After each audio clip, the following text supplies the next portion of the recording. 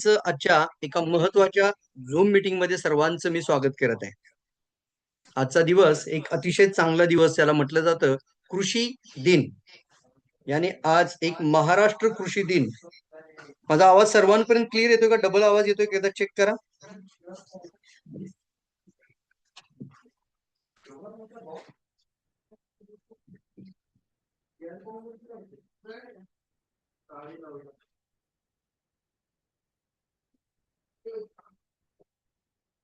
Yes, thank you so much. Thank you.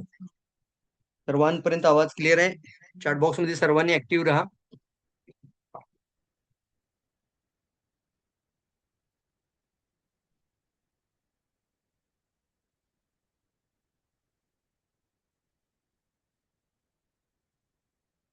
तर सर्वांनो, मित्रांनो, तुमचं सर्वांचं मीटिंग मध्ये स्वागत करत आहे आणि आजच्या मीटिंग आपण सुरू करूयात. वेळात सुरू करू आणि वेळेमध्ये संपूयात. ही मीटिंग बरोबर 1.25 तासाची मीटिंग राहील. कारण यामध्ये आज आपण बायो ऑर्गॅनिक फर्टिलायझर्स या प्रोडक्टची माहिती तर घेणारच आहोत, पण नक्की काय आहे याबद्दल पण बरीचशी माहिती आणि याचं खूप मोठं मार्केट आपल्या समोर आहे मित्रांनो. तर सर्वात अगोदर कृषी क्षेत्रामध्ये सुवर्ण संधी. आणि आज हा जो दिवस आहे, आजचा जो 1 जुलै 2026 हा दिवस एक महाराष्ट्र कृषी दिन म्हणून साजरा केला जातो. शेतकरी मित्र रानात दिवसभर राबतो. तोच खरा राजा. रानामध्ये सोनं पिकवतो. हाच शेतकरी माझा. आणि महाराष्ट्र कृषी दिन या कृषी दिनानिमित्त सर्व शेतकरी बांधवांना मनपूर्वक शुभेच्छा. आज आपण पाहतो की शेतकरी आहेत, शेती आहे म्हणून शेतामध्ये अन्न आहे, आणि अन्न आहे म्हणूनच आपलं मानवी जीवन आहे मित्रांनो. जर अन्नच नसेल तर काय अवस्था होईल याची कल्पना करूयात. आणि खऱ्याच अर्थाने आज आपण जो महाराष्ट्र कृषी दिन आहे हा साजरा करूयात सर्वांसाठी. सर्वांनी एकदा जोरदार टाळ्या वाजूया, जोरदार क्लॅप करा, एकदा जोरदार क्लॅप करा. व्हेरी नाईस, जोरदार क्लॅप, जोरदार. नेमका हा कृषी दिन का बरं साजरा केला जातो? या कृषी दिन साजरा करण्याच्या पाठीमागाशी कोणकोणती कारणं आहेत? तर या पाठीमागे एक महत्वाची काही कारणं मी तुमच्या समोर सांगतोय. सर्वात अगोदर कृषी दिन हा जो महत्व ज्याला म्हटलं तर या दिवसाचं आजच्या महत्व आहे की आपले एक माजी पंतप्रधान महाराष्ट्रातील मुख्यमंत्री होऊन गेलेले आहेत वसंतराव नाईक जयंती आज साजरी केली जाते. वसंतराव नाईक महाराष्ट्रातील हरित क्रांतीचे जनक, ज्यांच्यामुळे 1966 साली हरित क्रांतीची एक मोठी मशाल हाती घेतली गेली. राज्याचे माजी मुख्यमंत्री वसंतराव नाईक यांच्या जयंतीनिमित्त हा दिवस आपण साजरा करत आहोत. उद्देश शेती आणि मातीशी जोडलेल्या शेतकऱ्यांचा सन्मान करणे. शेती आणि मातीशी जी लोक जोडली जात आहेत त्यांचा आज सन्मान करणे. आधुनिक शेती व नवनवीन तंत्रज्ञानाचा प्रसार करणे. नवीन बायो तंत्रज्ञान ज्याच्या माध्यमातून ऑर्गॅनिक फार्मिंग बद्दलची माहिती आपल्याला अनेक लोकांपर्यंत पोहोचवणे. हा एक मुख्य दिवस आजचा, ज्याला या दिवसाचा मुख्य उद्देश म्हटला जातो. एवढंच नाही तर हा कृषी सप्ताह म्हणून साजरा केला जातो मित्रांनो. कृषी सप्ताह म्हणजेच या दिनाचं औचित्य साधून 1 जुलै पासून 7 जुलै पर्यंत राज्यभरामध्ये कृषी सप्ताह आयोजित केला जातो, ज्यामध्ये शेतकऱ्यांना कृषी विषयक योजना आणि मार्गदर्शनाची माहिती दिली जाते. फ्रेंड्स, येस, कृषी दिन हा कृषी प्रधान देश एक पावन पर्व म्हणून मानला गेलेला आहे. आपला भारत देश एक कृषी प्रधान देश आहे. 70% आपल्या भारतामध्ये शेती विकास आहे, शेतीचा विकास आहे, फार्मिंग सोल्युशन्स आहेत. म्हणून या कृषी दिनाला विशेष अनन्य साधारण महत्व आहे. कृषी दिन 1 जुलै रोजी हरित क्रांतीचे जनक महानायक वसंतराव नाईक यांच्या जयंतीनिमित्त शासन स्तरावर साजरा केला जात आहे. याच दिवशी अन्नदाता शेतकऱ्यांचा सर्वत्र सन्मान केला जातो. शेती आणि मातीशी ज्यांचं भक्ती आणि जागतिक ख्यातीचे जे कृषी तज्ञ, प्रगतशील शेतकरी आणि महानायक म्हटलं जातं. महानायक ही उपाधी वसंतराव नाईक यांना मिळालेले मित्रांनो. महानायक याच व्यतिरिक्त शेतकऱ्यांचा मित्र देखील म्हटलं जातं. आणि जागतिक कृषी तज्ञ आज वसंतराव नाईक यांना एक आदरांजली म्हणून अर्पण केली जाते.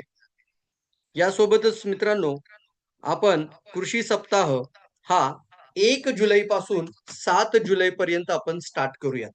आजपासून आपण सर्वांना सांगूयात की हा कृषी सप्ताह आहे. आणि या सप्ताहाच्या माध्यमातून या पूर्ण आठवड्यामध्ये आपल्याला जास्तीत जास्त काम कृषी क्षेत्रामध्ये करायचं आहे. एवढं मोठं क्षेत्र आहे मित्रांनो, याची कल्पना मी तुम्हाला आज थोडीशी देणारच आहे. तर सर्वांपर्यंत एकदा जोरदार जोरदार क्लॅप करूयात. आजच्या मीटिंगची सुरुवात होत आहे. जोरदार clap. Bio organic fertilizers. Yes, bio organic माहिती. आज शेतीसमोर कोणकोणत्या प्रकारची आव्हाने आहेत मित्रांनो, ज्याला म्हणतो आपण सर्वात मोठी समस्या कोणकोणती आहे? तर बायो ऑर्गॅनिक मध्ये सर्वात मोठी समस्या आहे माती आणि शेत जमिनीचा जो पोत आहे, ज्याला म्हटलं जातं माती आणि शेत जमिनीची क्षमता आहे, उपजाऊ क्षमता, ती क्षमता हळूहळू काय होत चालली, ढासळत चालली आहे, कमी कमी होत चालली. शेत जमिनीचा पोत कमी होत चाललाय, माती प्रचंड प्रमाणामध्ये कडक होत चालली आहे, पाणी धरू शकत नाही, रोग आणि फंगस प्रचंड प्रमाणात वाढलेत. मला तुम्हाला काही प्रश्न विचारताना चॅट बॉक्स मध्ये तुम्ही जरा आन्सर द्या की पूर्वी पाण्याचं प्रमाण मातीला जास्त द्यावं लागायचं का आता मातीला पाण्याचं प्रमाण जास्त द्यावं लागतं? लवकर सांगा बरं जरा. लवकर सांगा, लवकर सांगा. सर आता रसायनांचा वापर पूर्वी जास्त केला जात होता की आता जास्त केला जात होता? तर आज रसायन प्रचंड प्रमाणामध्ये वापरावं लागतं आणि नाईलाजाने वापरावं लागतं. असं नाही की आपण फक्त अवेअर करतोय किंवा लोक जातात आणि फक्त मातीमध्ये जाऊन रसायन टाकतात, असं नाहीये.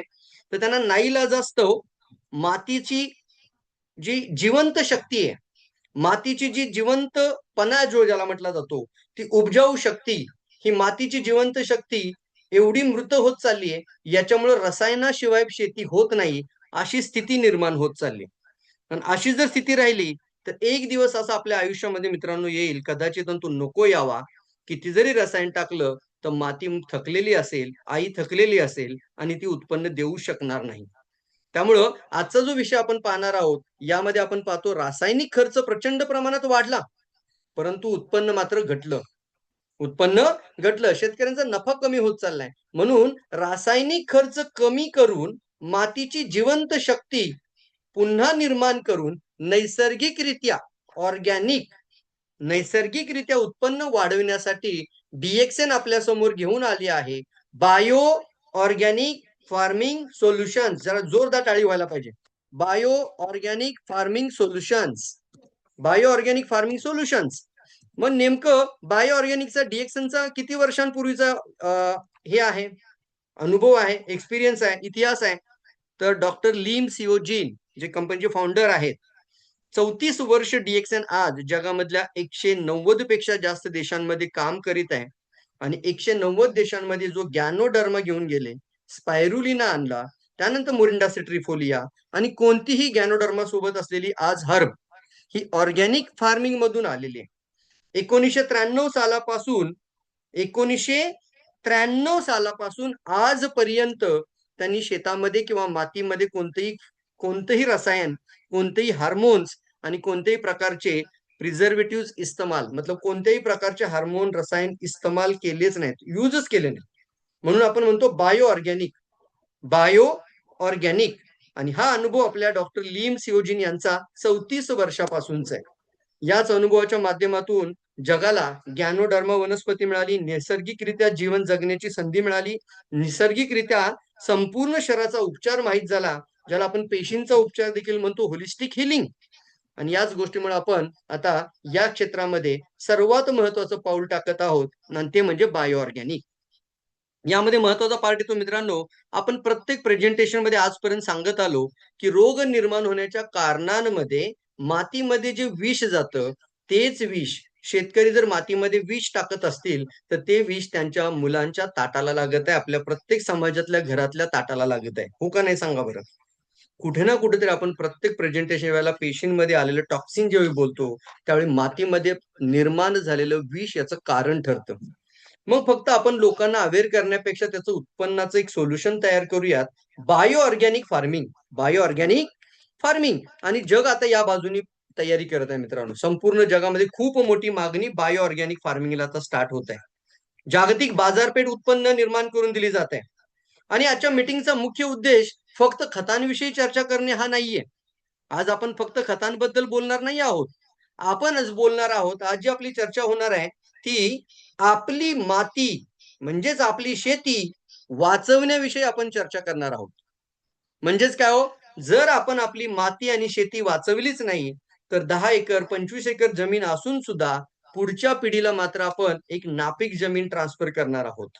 याकरता सर्वात महत्वाचा विषय आपल्याला हाताळायचा आहे, तो प्रत्येक गावात, प्रत्येक घरात आणि प्रत्येक व्यक्तीपर्यंत जागृती, अवेअरनेसच्या मार्गाने घेऊन जायचा आहे. आणि तो विषय म्हणजे शेती वाचवण्याविषयीचा विषय मित्रांनो. शेती वाचविणे फार गरजेचं आहे. म्हणून आपली माती आणि आपली शेती वाचवणे आवश्यक आहे. उत्पादन वाढविण्याविषयी देखील चर्चा करणार आहोत. एक अशा पद्धतीचं उत्पादन ज्याला ऑर्गॅनिक म्हटलं जातं, नॅचरल रित्या. आज तुम्ही रसायन टाकलं, तुम्हाला उत्पन्न मिळतं, पण रसायनांचा खर्चही जास्त होतोय. आता तुम्ही पाहता युरिया, DAP अशी काही जी खतं आहेत, जी बाहेरच्या देशातून इम्पोर्ट केली जातात, बाहेरच्या देशातून आपल्या देशात आणली जातात. त्यावेळेला बराचसा पैसा आपण पाहतो, की त्या ठिकाणी काय होतो, शेतकरी लोकांना प्रचंड खर्च करावा लागत आहे. मग अशा वेळेला जर त्यांनी ते टाकलंच नाही, तर उत्पन्न भेटत नाही अशी स्थिती ज्यावेळी निर्माण होते, त्या उत्पादन काय होतं, रसायनांवर अवलंबून राहतो. हे तुम्हाला समजतंय माझा पॉइंट. रसायनांवर उत्पादन जर अवलंबून राहिलं, तर खर्चही वाढतील आणि शेवटी माती मात्र नापीक बनून जाईल. मग अशी काहीतरी स्थिती निर्माण झाली पाहिजे, की आपली जिवंत माती करूयात आणि उत्पादन वाढविण्याविषयी. कोणतं उत्पादन? ऑर्गॅनिक उत्पादन. नंतर तुम्ही खत जरी नाही टाकलं, तरी मातीची शक्ती एवढी परत आलेली असेल, की ते तुम्हाला चांगलं उत्पन्न निर्माण करून देईल. या विषयाला आपल्याला आज टच करायचं आहे. पुढच्या पिढीला निरोगी शेतजमीन कशी निर्माण करून द्यायची, याचा आज आपण विचार करायचा आहे.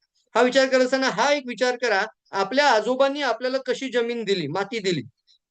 ज्याला आपण आपली भारत माता, धरणी माता, काळी माता म्हणतो आपण. ही जी माता आपण आपल्या आजोबांकडून आपल्याकडे आली, ती कशी आली? आणि आता एका तुमच्यासारख्या व्यक्तीकडून तुमच्या नातवाला जाताना ही जमीन कशी जाणार आहे, याचा विचार आज आपण करायचा आहे. म्हणून पुढची पिढी निरोगी राहण्यासाठी, पुढच्या पिढीला निरोगी शेतजमीन मिळण्यासाठी आज आपण एक चांगली तयारी करणं फार आवश्यक आहे. याच्यावर चर्चा होणं फार आवश्यक आहे. येस, किती लोक एक्साइटेड आहेत? लवकर एक्साइटेड, एक्साइटेड. किती लोक पॉवरफुल पॉइंट वाटत आहे? येस, जबरदस्त सर. पॉवरफुल सुरुवात. Yes, excited. म्हणजे म्हणतात ना, की कोणत्याही कामाची चांगली सुरुवात आणि चांगली मिशन असेल ना, जर उद्देश चांगला असेल, तर परिणामांची चिंता करू नका यार. तुम्ही तुमचं काम मात्र चांगल्या पद्धतीने करायला सुरुवात करा. शेतीसाठी सर्वात महत्वाच्या कोणत्या बरं त्या महत्वाच्या 3 गोष्टी आहेत, की ज्या फार अत्यंत आवश्यक आहेत. त्यामध्ये सर्वात पहिली गोष्ट येते म्हणजे सदृढ बीज, मजबूत, निरोगी, सदृढ बीज. त्यानंतर दुसरा विषय येतो जिवंत आणि सुपीक माती आणि जैविक पोषण. मी तुम्हाला इथे प्रश्न विचारतो, किती असे फार्मर आहेत, किती असे शेतकरी आहेत, की जे बीजाचा उपचार करतात? सांगा बरं. किती असे फार्मर आणि शेतकरी जे बीजाचा उपचार करतात? लवकर सांगा. आहेत? नाहीच्या स्वरूप आहे मित्र. नाहीचं स्वरूप आहे. नाहीचं स्वरूप आहे. नाहीचं स्वरूप आहे. बीजाचा उपचार करणारे फार कमी लोक आहेत मित्रांनो. म्हणजे काय होतं, जर तुम्ही सुरुवातच जर योग्य केली नाही, तर मात्र काय होतं, तुम्हाला त्याच पद्धतीचा रिझल्ट भेटेल, जो तुम्हाला आता मागील काही वर्षांपासून भेटत होता. एक रिझल्ट जर बदलायचा असेल आणि परिणाम जर चेंज करायचे असतील, तर कामाची पद्धत बदला म्हटलं जातं. म्हणून आपण काय करूया, बीज उपचार. सदृढ निरोगी बीज बनवण्यासाठी काम करू. ते बीज लवकर बुरशी लागणार नाही, फंगस होणार नाही आणि सडणार नाही. दुसरं आहे जिवंत माती. जिवंत शब्दाबरोबर राहूया. जिवंत म्हणजे नेमकं काय हो? तर जिवंत म्हणजे मातीला रसायनांची गरज नाही मित्रांनो, मातीला जीवाणूंची गरज आहे. लवकर लिहा. Very good. जीवाणू म्हणजे बॅक्टेरिया. माती जिवंत करणं म्हणजे काय? मातीमध्ये जीवाणूंची संख्या कमी होत चालली आहे. मातीमध्ये मैत्र जीवांची संख्या, शेतकऱ्यांची मित्र, गांडुळे नाहीशी होत चाललेत. आणि त्यावेळी माती जिवंत नाही राहिली, माती मृत होत चालली आहे, ज्याला नापीक म्हटलं जातं काही दिवसांनी. येस. म्हणून शेतकऱ्यासाठी, शेतीसाठी जसं सदृढ बीज, तशी जिवंत माती आणि सुपीक माती आवश्यक आहे. भुरभुरी आणि भुसभुशीत माती. माती जर कडक असेल, तर मात्र तुमची पाणी जलधारण क्षमता पण कमजोर होते. माती जर कडक असेल, तर मातीमध्ये हवा जाण्याची क्षमता, हवा खेळती राहत नाही, ज्याला म्हणतो आपण ऑक्सिजन आपल्या प्लांटच्या रूट पर्यंत पोहोचत नाही. माती जर प्रचंड प्रमाणामध्ये कडक असेल, तर तुम्ही टाकलेलं रसायन देखील मुळापर्यंत पोहोचत नाही. म्हणून माती कशी असली पाहिजे? भुसभुशीत. त्याला काय म्हणतो आपण? भुसभुशीत माती, ज्याला म्हटलं जातं एक योग्य पोषकयुक्त सुपीक माती. नंतर येतं तिसरी गोष्ट म्हणजे योग्य जैविक पोषण. जैविक म्हणजे सेंद्रिय, जैविक, जीवाणुयुक्त पोषण. मी तुम्हाला प्रश्न विचारतो, तुमची माती तुम्हाला रसायन मागते का पोषण मागते? जल्दी सांगा, जल्दी सांगा, पटकन सांगा. तुमची माती तुम्हाला रसायन मागते का पोषण मागते? तुमचं पीक, तुमच्या शेतामधून येणारं उत्पन्न, जे तुम्हाला रसायन मागत आहे का पोषण मागत आहे? पोषण मागत आहे. परंतु आपण काय देतोय प्रचंड प्रमाणामध्ये रसायन. पोषणची आवश्यकता आहे मित्रांनो. आणि या जर 3 गोष्टी आपण जर योग्य पद्धतीने पुरवल्या, तर उत्पन्न हे आपोआप वाढतं आणि शेतकऱ्यांचं उत्पन्न म्हणजे समृद्ध शेतकरी म्हणजे समृद्ध भारत. म्हणून DXN घेऊन आली आहे बायो ऑर्गॅनिक फर्टिलायझर्स खतांची पूर्ण शृंखला. 16 bio organic fertilizer DXN launch केलेत. फंटास्टिक यार. छोटासा व्हिडिओ बघत बोलू आपण. Bio organic fertilisers. वाव, किती छान आहे बघा. याचे व्हिडिओ तुम्ही स्टेटसला ठेवा, स्टोरीज मध्ये ठेवा. अगदी स्मॉल स्मॉल व्हिडिओ तुमच्या व्हॉट्सअप स्टेटस मध्ये रोज ठेवायला सुरुवात करा. याची ब्रँडिंग करूया.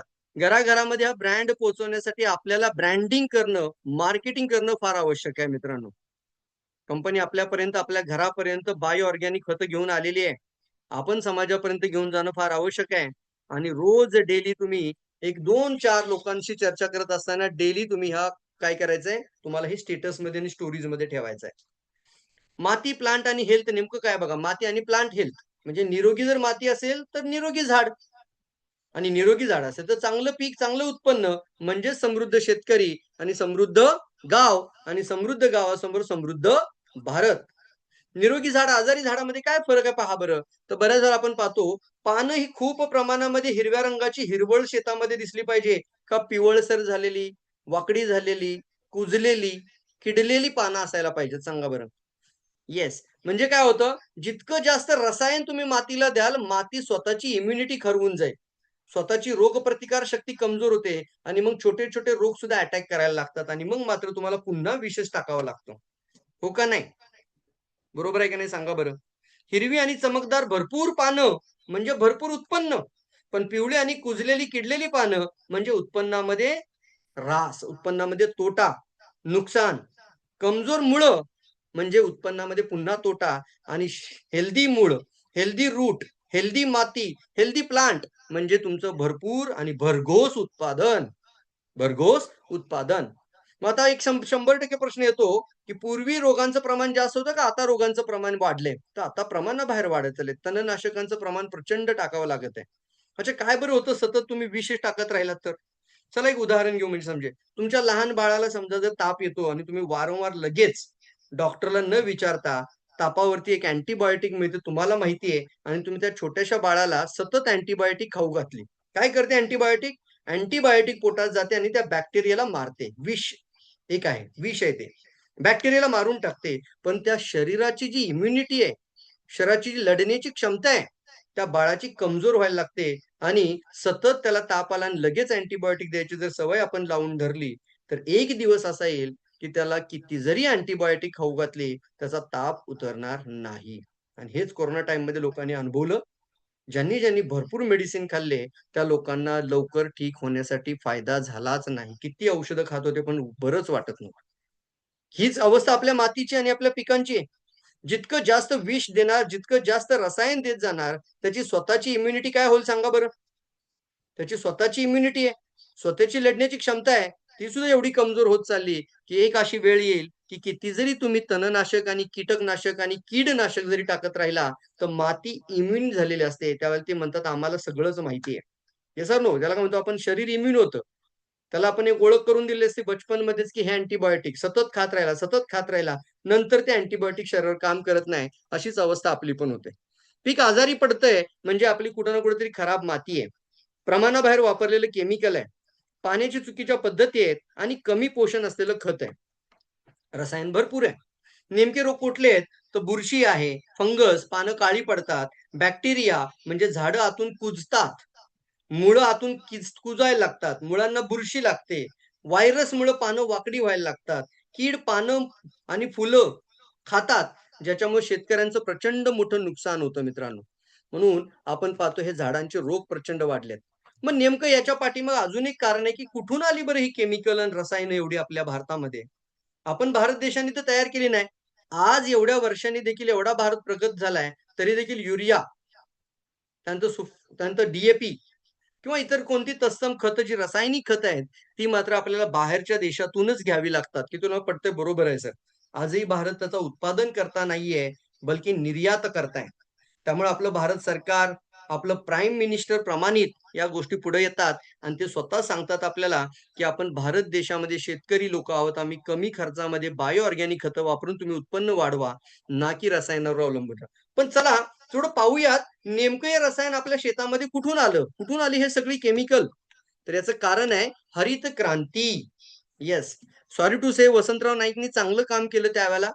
परंतु त्याच्या पाठीमागे पुढच्या 5 ते 10 वर्षामध्ये एवढं काय झालं, की ती विषारी क्रांती बनणं सुरू झाली. म्हणून अवाजवी प्रमाणामध्ये केमिकल आपल्या भारतामध्ये त्यांचा शिडकाव झाला. आपल्या भारतामध्ये त्याची एंट्री झाली. तो दिवस तुमच्या समोर आहे पुढं.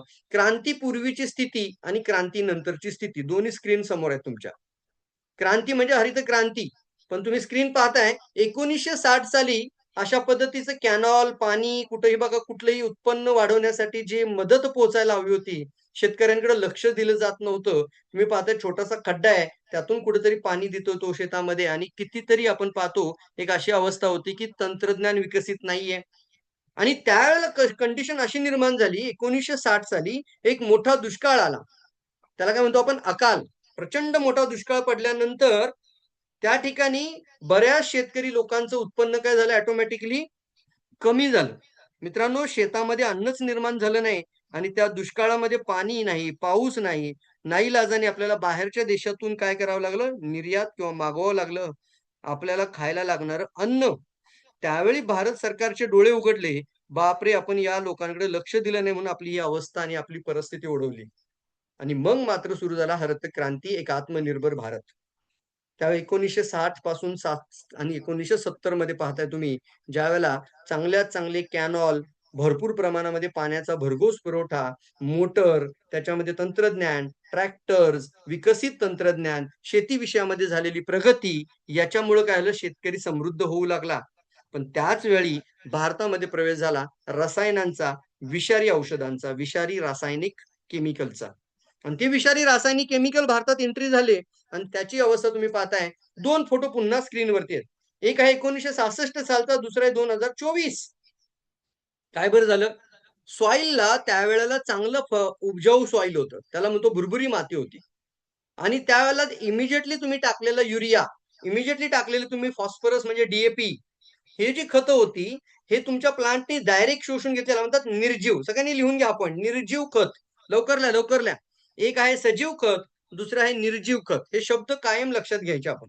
निर्जीवचा अर्थ होतो इमिडिएटली प्लांटला मिळालं. ते प्लांटला मातीतून घेण्याची कष्ट करावे नाहीत लागले. त्याला इमिडिएटली मिळाल्यामुळं उत्पन्न काय झालं? इमिडिएटली वाढलं त्यावेळेला. निर्जीवचा अर्थ होतो, की ते त्या ठिकाणी त्या अवस्थेमध्ये राहतं. त्याच्यात जीव नाहीये, त्याच्यात जिवंतपणा नाहीये आणि ते जागा सोडू शकत नाहीये. म्हणून आपण पाहिलं सुरुवातीला फायदा झाला. म्हणून खूप आनंद झाला आणि आपण प्रमाणाबाहेर त्याचा वापर सुरू केला आणि आपण त्याच्यावरती डिपेंड झालो. Like allopathy. हो का नाही सांगा बरं? समजतंय माझा संदर्भ किती लोकांना समजतोय? जरा येस लिहा बरं चॅट बॉक्समध्ये. अगदी बरोबर आहे सर. Like allopathy. आज ॲलोपॅथी मेडिसिन खाण्याने कोणताही हेल्थ प्रॉब्लेम हील किंवा दुरुस्त किंवा रिपेअर होत नाही. हे माहिती आहे. शुगर, थायरॉइड, बीपी कोणताही हेल्थ प्रॉब्लेम घ्या, नाही ठीक होत. पण तरी देखील आपल्यावरती एवढा पगडा आहे, की आपण प्रचंड प्रमाणामध्ये ॲलोपॅथीचा वापर करतो कारण त्याचा वापर इमिडिएटली झाला. इमिडिएटली फायदा झाला. म्हणून शेतकरी लोकांना सुद्धा इमिडिएटली उत्पन्न मिळालं, फायदा वाटला. आपण जास्त प्रमाणात वापर सुरू केला आणि एक वेळ अशी आता आली, की मातीमध्ये आपण पाहतोय, ही माती जी सॉइल आहे, डिसग्रेडेड सॉइल. 2 प्रकारची माती. ज्या मातीमध्ये शक्ती होती, ती शक्ती जिवंत शक्ती संपली आणि माती डिसग्रेडेड झाली. मातीचा पी खराब झाला. मातीची पूर्णपणे जी उपजाऊ शक्ती आहे, मातीचा पोत म्हणतो आपण, तो एवढा ढासळलाय आणि पांढरी पडली यार माती. बघा, जर तुम्ही युरिया टाकता, डी खत टाकता, अनेक प्रकारची रसायनं टाकता. मी तुम्हाला प्रश्न विचारतो, मग पुढे जाऊ आपण. तुमचं प्लांट ते सर्वच्या सर्व केमिकल रसायन खेचून घेतं का हो? लवकर सांगा येस ऑर नो? अच्छा मी टाकलं शेतामध्ये पोत्यानी टाकलं. पोत्यानी टाकलं, 1-1 क्विंटल टाकलं, 1-1 टन खत टाकलं जातं. त्यावेळेला मला सांगा तुमचं प्लांट तेवढं खेचून घेत नाहीये. 30% घेतं. किती घेतं खेचून? तुमच्या प्लांटमध्ये खेचून घेण्याची अवशोषित करण्याची क्षमता 30% आहे. मग 30% प्लांट घेते, राहिलेलं 70% तुमच्या मातीला विष करतंय ते. विषारी बनवतोय. मातीमध्ये तसंच पडून राहिलं, त्याचा उपयोग होतच नाहीये. ते फक्त काय बनतं मग अशा पद्धतीचा कलर बनतोय आणि मग इथं तुम्ही किती जरी चांगलं उत्पन्न आणण्याचा प्रयत्न केला तर रसायनांशिवाय उपयोग होणार नाही. ते तुम्हाला समजलं आतापर्यंतचा पॉइंट. Yes, fantastic. म्हणून आता आपल्याला माती जिवंत करणं म्हणजे सेंद्रिय शेतीकडे जाणं. जमिनीतील जीव वाढवणं, खर्च कमी करणं, उत्पादन वाढवणं, चांगली माती, चांगलं पीक, चांगलं उत्पन्न. वॉव! फंटास्टिक. बघा किती छान आहे. भुरभुरी माती, गांडुळे परत आली पाहिजेत आपल्या मातीमध्ये. पुन्हा एकदा जीव निर्माण झाला पाहिजे मातीमध्ये, म्हणजेच बॅक्टेरिया. बायो ऑर्गॅनिक खत म्हणजे नेमकं काय? तर 100% नैसर्गिक. ज्यामध्ये जीवाश्म आहे, ज्यामध्ये अगदी कंपोस्ट टाइप आपण म्हणतो सडलेला, कुजलेला बऱ्याचशा वनस्पतींचा, प्राणीमात्रांचा जो अर्क काढला जातो त्यातून असे काही खत आपण तयार करतो, की ज्याला म्हणतो आपण कंप्लीटली कोणत्याही प्रकारचं हानिकारक केमिकल वापरलं जात नाही. मातीतील जीव वाढवणारं खत म्हणजे बायो ऑर्गॅनिक. लाखो उपयुक्त जीवाणू सक्रिय करणारं खत. झाडांची जलद वाढ करतो आणि जलद उत्पादन आणि कमी रोग याचाच फायदा निरोगी माती, निरोगी पीक, भरघोस उत्पादन, निरोगी जीवन. किती मोठं मार्केट आहे ऑलरेडी भारतामध्ये मागच्या वर्षामध्ये 50,000 करोड क्रॉस झालेले आहे. Wow, fantastic. 50,000 करोड CAGR चा रिपोर्ट तुम्ही पाहताय. हा जो CAGR चा रिपोर्ट आहे 5.6 चा रेटनी जर काढला आपण तर तो गेलेला आहे 53,700 करोड. 50,000 क्रॉस. हा 2023 मध्ये.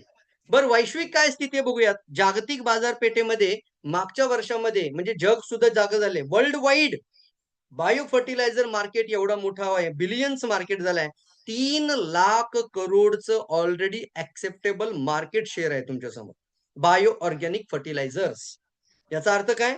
फक्त भारत देशच नाही, अनेक देशांनी याला दुजोरा आणि पाठिंबा दिलाय, फॉलोअप दिलाय आणि बरेचसे मोठ्यात मोठे जे आयकॉनिक लीडर सुद्धा सांगतात, की बाबांनी विषापेक्षा आता पुन्हा बायोकडे चला. पुढचं जीवन जर तुम्हाला पाणी शुद्ध पाहिजे, तुम्हाला अन्न शुद्ध पाहिजे, तुम्हाला संपूर्ण प्रमाणेपणे निरोगी निरामय जीवन जगायचं आहे, तर आत्ता बदलावं लागेल. की तुम्हाला समजलंय चेंज ल्या बरोबर लवकर ल्या चेंज.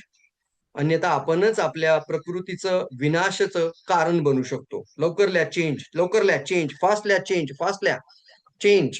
म्हणून 3 लाख करोडचं मार्केट ऑलरेडी भारतात आहे. सॉरी, वर्ल्ड वाईड झाले. त्यानंतर 2029-30 सालापर्यंत वर्ल्ड मधलं मार्केट 5 लाख करोडकडे जाण्याच्या तयारीत आहे. त्यामुळे तुमच्यासाठी फार मोठी बाजारपेठ आहे मित्रांनो, फार मोठं मार्केट आहे.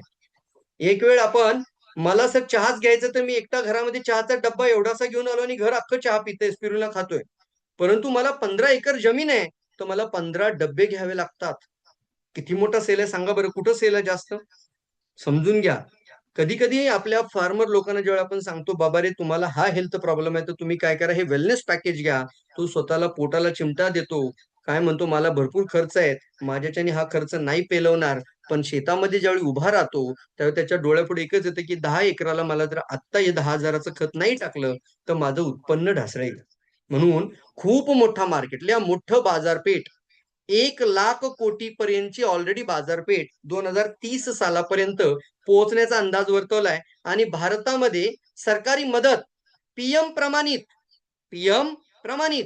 तुम्ही आता फक्त बायो ऑर्गॅनिकच्या पुढे प्राईम मिनिस्टर नरेंद्र मोदी लिहा, तुम्हाला इतके सुंदर सुंदर व्हिडिओ मिळतील की त्याचा प्रचार चालू करा. म्हणजे भारताचं सरकार, भारत शासन, आत्ताचं शासन या गोष्टीची ऑलरेडी पुष्टी करत आहे. पीएम प्रमाणित आहे. शेतकरी झपाट्याने सेंद्रिय शेतीकडे वळत आहे. येस.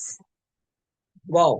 एक सुंदरसा व्हिडिओ बघा आणि किती चांगला संदेश दिलाय आपले प्राईम मिनिस्टर नरेंद्रजी मोदी साहेब. बघूयात काय म्हणतात. किसानों और ग्रामीण समुदायों के साथ जुड़कर काम करते हैं। जैसा यहां फिल्म में भी बताया गया कि किसानों को नेचुरल फार्मिंग से जोड़ने की दिशा में और अधिक प्रयास करने की आवश्यकता है। आज बीमारी में भी इंसान नेचुरल हीलिंग के रास्ते खोज रहा है, तो हमारी धरती मां, वाह. उसे भी नेचुरल हीलिंग की जरूरत है।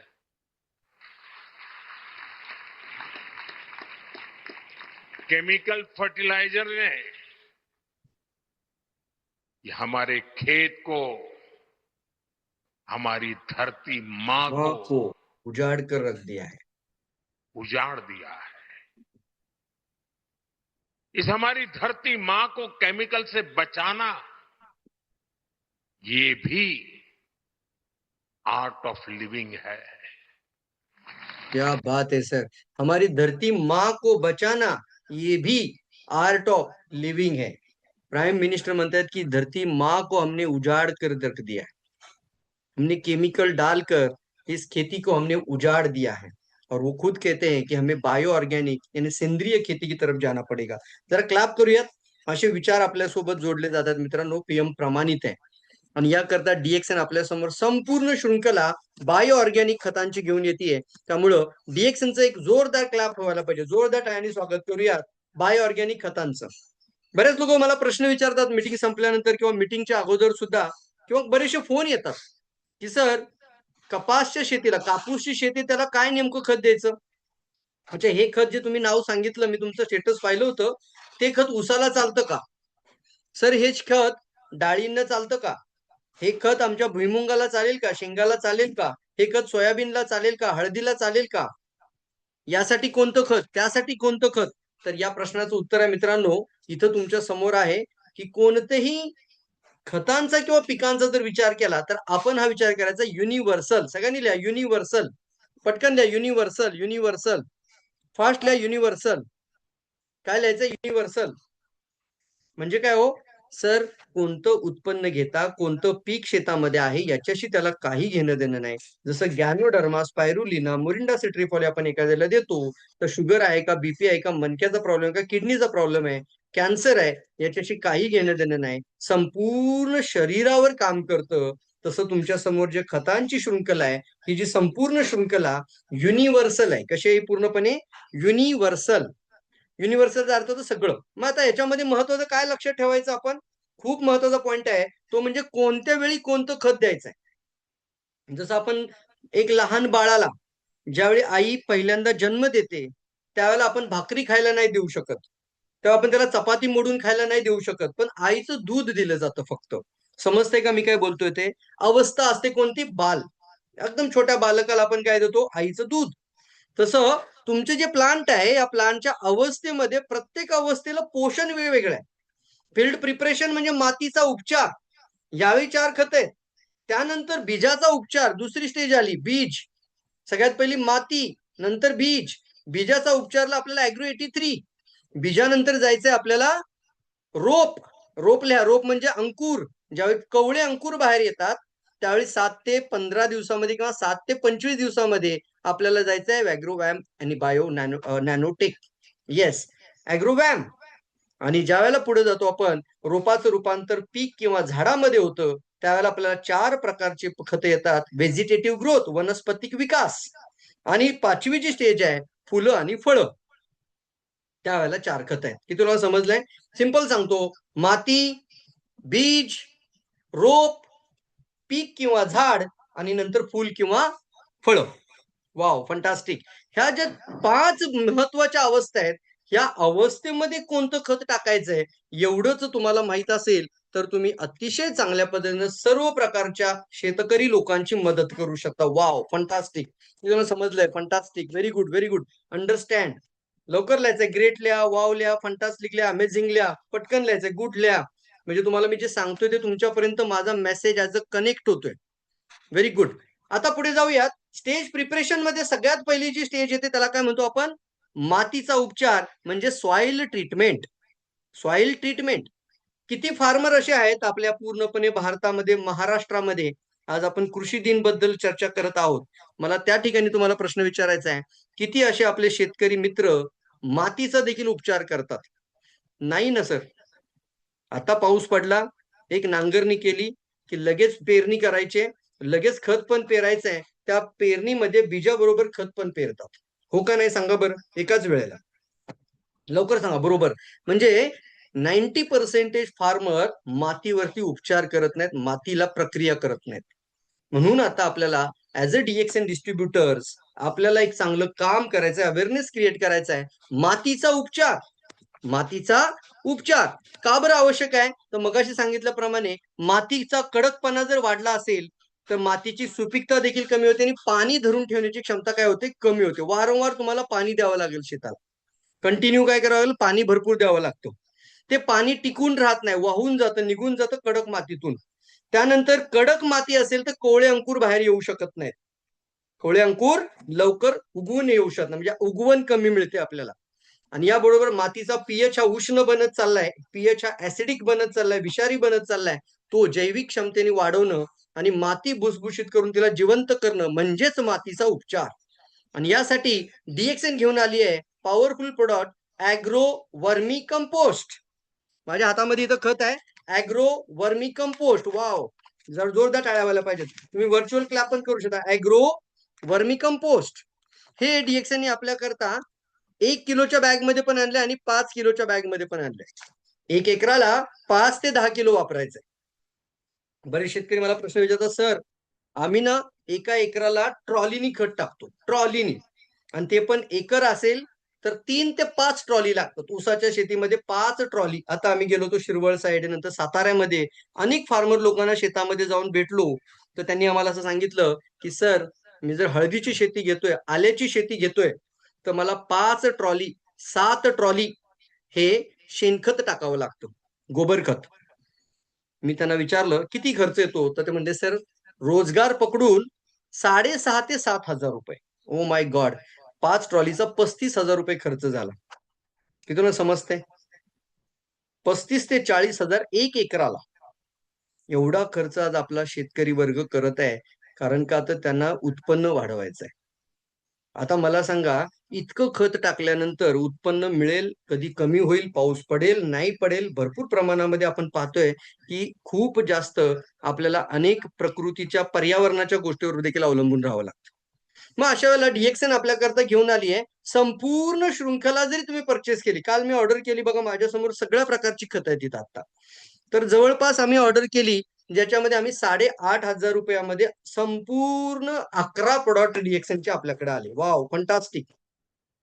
लाभ करूयात. 7,500 ते 8,000 म्हणजे एक ट्रॉली जर कमी करा आणि संपूर्ण तुमच्या माती, बीज, रोप, पीक आणि फळं आणि फुलं या संपूर्ण 5 स्टेज मधलं खत तुम्ही एकत्र घ्या. की तुम्हाला समजताय पॉइंट? त्याला म्हणतात पॅकेज. त्याला काय म्हणू आपण, universal wholesome package. Start to end हे संपूर्ण पॅकेज तुमच्यापर्यंत येऊ शकतं. आणि हे काय करायचंय, 1 ट्रॉली कमी करा ह्या वेळेला. मी 4 टाकत होतो, मी 3 करेल. 5 टाकत होतो, मी 4च टाकेल. 7 टाकत होतो तर 5च देईल. आणि राहिलेलं सगळं खत डीएक्सएनचं घेईल. किती लोक समजलाय पॉइंट?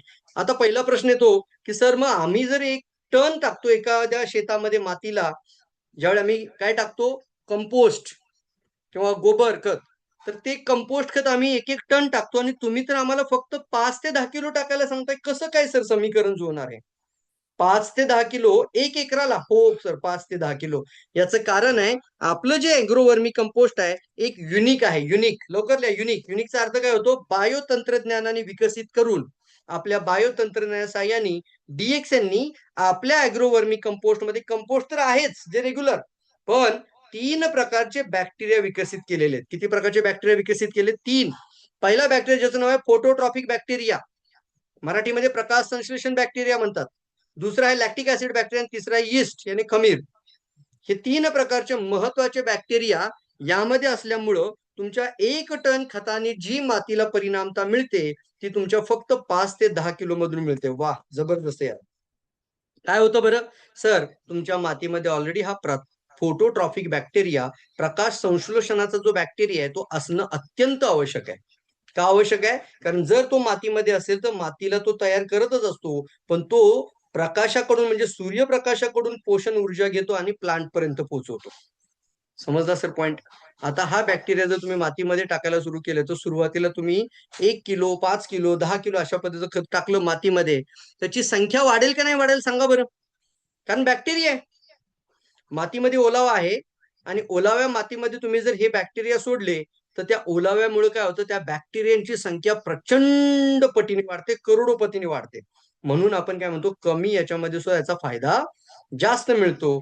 रसायन टाकलं, आत्ता फायदा मिळतो, आयुष्यभर नुकसान होतं. बॅक्टेरिया म्हणजे मातीला जिवंतपणा दिला, मातीला शेतकऱ्यांचा मित्र पोचवला, तर काय होणार आहे, आताही फायदा होतो आणि कायमस्वरूपी फायदा होतो. म्हणून इथं लिहिलंय प्रकाश संश्लेषण बॅक्टेरिया जो फोटोट्रॉफिक आहे, प्रकाश संश्लेषण करून सूर्यप्रकाशाची ऊर्जा घेऊन तो सूर्यप्रकाशाकडनं ऊर्जा घेऊन त्याचं पोषण तयार करून प्लांटला पोहोचवतो. दुसरं आहे लॅक्टिक ऍसिड बॅक्टेरिया, माती मऊ आणि मुलायम करायला मदत करतो. माती मऊ आणि मुलायम. खमीर म्हणजे यीस्ट, जो माती हलकी आणि भुसभुशीत बनवायला मदत करतो, त्याला काय म्हणू आपण, खमीर आणि यीस्ट. यामुळे आपल्याला याचं प्रमाण काय लागतं, फक्त 5 ते 10 किलो. लिहून घ्या, लिहून घ्या. 1 एकरामध्ये 5 ते 10 किलो. आता पुढे पाहूयात डोस आणि वापरण्याची पद्धत. जर तुम्ही कुंडीमध्ये पॉटमध्ये छोटी छोटी झाडं लावली असतील आपल्या गार्डनमध्ये किंवा गॅलरीज मध्ये, तर 200 ते 250 ग्रॅम एका कुंडीला एका प्लॉटला वापरा. गार्डन झाड असतील, डाळिंबाची शेती आहे, द्राक्षांची शेती आहे, पेरूची शेती आहे, तर त्या ठिकाणी तुम्हाला काय करायचंय, गार्डन झाडांना 100 ते 200 ग्राम प्रति झाड. गार्डन झाडं जिथं आहेत त्या ठिकाणी तुम्हाला हे मातीचा उपचार करायचे 100 ते 200 ग्राम. फळं झाडं आहेत, पालेभाज्या आहेत, पालेभाज्या 200 ते 300 ग्राम. आणि एकरामध्ये 5 ते 10 किलो. लिहून घ्या, एकरामध्ये 5 ते 10 किलो. कसं बरं वापरायचंय समजून घ्या. मी जर 5 किलो वर्मी कंपोस्ट घेत असेल तर 3 किलो माती घेऊयात. मी 10 किलो वर्मी कंपोस्ट घेतो 6 किलो माती घेऊयात. मिक्स चांगलं करूयात आणि काय करूया, छिडकाव करूयात. जबरदस्त. समजला पॉइंट. सूक्ष्मजीव आधारित सुपीक माती सुधारक म्हणून ऍग्रो वर्मी कंपोस्ट. ऍग्रो वर्मी कंपोस्ट हा जो छोटासा व्हिडिओ आहे, मी पूर्ण व्हिडिओ प्ले करणार नाहीये, फक्त तुम्हाला मी इथून दाखवतो व्हिडिओ. हा हे व्हिडिओ तुम्ही सर्वांनी स्टेटसमध्ये ठेवा, सर्वांनी स्टेटसमध्ये ठेवा. जबरदस्त व्हिडिओ मित्रांनो. कंपनी खूप चांगलं काम करते आपल्यासाठी.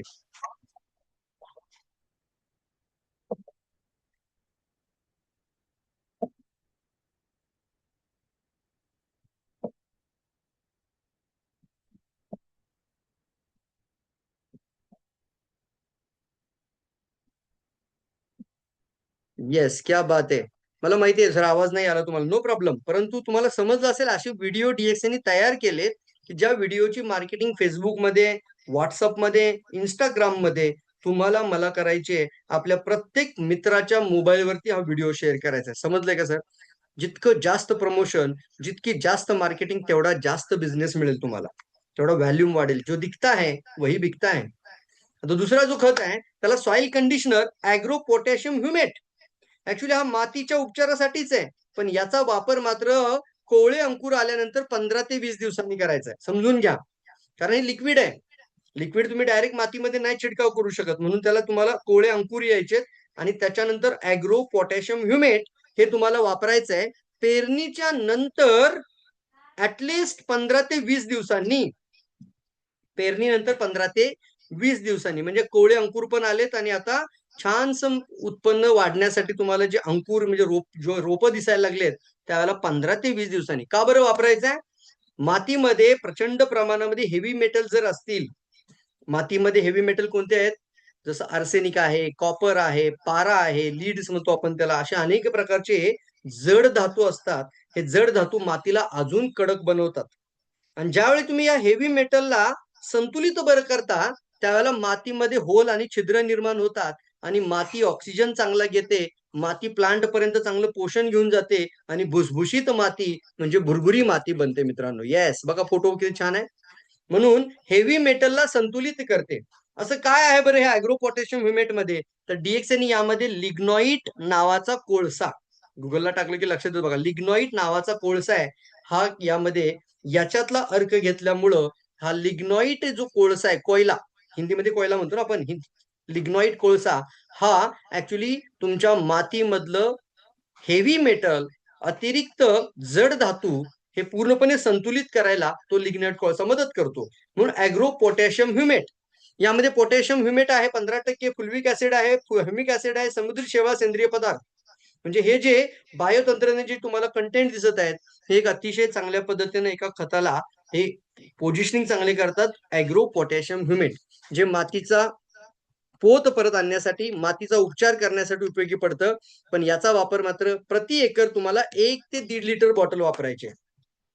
प्रति एकर 1 ते 1.5 लिटर बॉटल वापरायचे. येस, 6 ते 10 ml तुम्ही 1 लिटर पाण्यामध्ये टाकू शकता आणि 1 लिटर पाण्यामध्ये 6 ते 10 ml, त्या प्रमाणात 1 एकरामध्ये 1 लिटर ते 1.5 लिटर वापरा.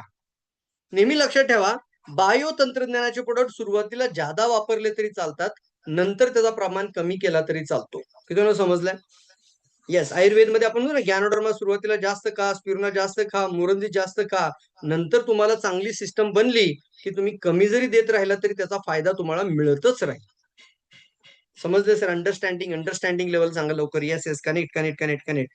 फॉलियर स्प्रेने आपल्याला याचा वापर करायचा आहे. 1 लिटर मध्ये 1 बॉटल जरी वापरत असाल तर त्याचा अंदाज घ्या. 1 लिटर म्हणजे किती झालं? ज्या ठिकाणी तुम्हाला 15 लिटरचा जर कॅन आहे, पंप आहे, 15 लिटरच्या पंपाला 150 ml वापरा. 10 लिटरचा पंप असेल तर 100 ml आणि तुमचा 20 लिटरचा पंप असेल तर 200 ml. ड्रिचिंग किंवा तुम्ही जर इरिगेशन करत असाल, ड्रिप इरिगेशन म्हणजे पाण्यातून जाणार असेल तर मात्र तुम्हाला 25 ते 30% सांगितलेल्या प्रमाणापेक्षा जास्त वापर करायचा आहे. किती समजला पॉइंट? येस, 25 ते 30% जे प्रमाण मी आता तुम्हाला फॉलियर स्प्रेला, कारण फॉलियर स्प्रे काय होतो, तुमच्या हातामध्ये पंप असून तुमच्या एक साधारणपणे 3 ते 5 फूट एरियामध्ये तुम्ही फॉलियर स्प्रे करू शकता. 3 फूट एरियामध्ये मॅक्सिमम. तर ज्यावेळी तुम्ही फॉलियर स्प्रे करता मग कमी प्रमाण लागेल. पण पाण्यातून ज्यावेळी प्रत्येक प्लांट पर्यंत पोहोचणार असेल तर मात्र तुम्हाला याचं प्रमाण जास्त वापरायचं आहे. 25 ते 30% जास्त वापरायचं आहे. म्हणजे 1 एकराला जर तुम्ही ड्रिप ड्रिंचिंग करणार असाल, ड्रिप मधून देणार असाल, इरिगेशन मधून देणार असाल पाण्यातून, तर तुम्हाला काय करायचं, हे डबल बॉटल वापरले तरी चालेल. एकराला 2 बॉटल वापरल्या तरी चालतील. येस, असे व्हिडिओ घ्या. आता दुसरा उपचार येतो त्यानंतर सीड ट्रीटमेंट. मातीचा उपचार नंतर कोणता उपचार आहे? बीजाचा उपचार. सर्वांचा हात समोर करा, प्रॅक्टिकली बघा.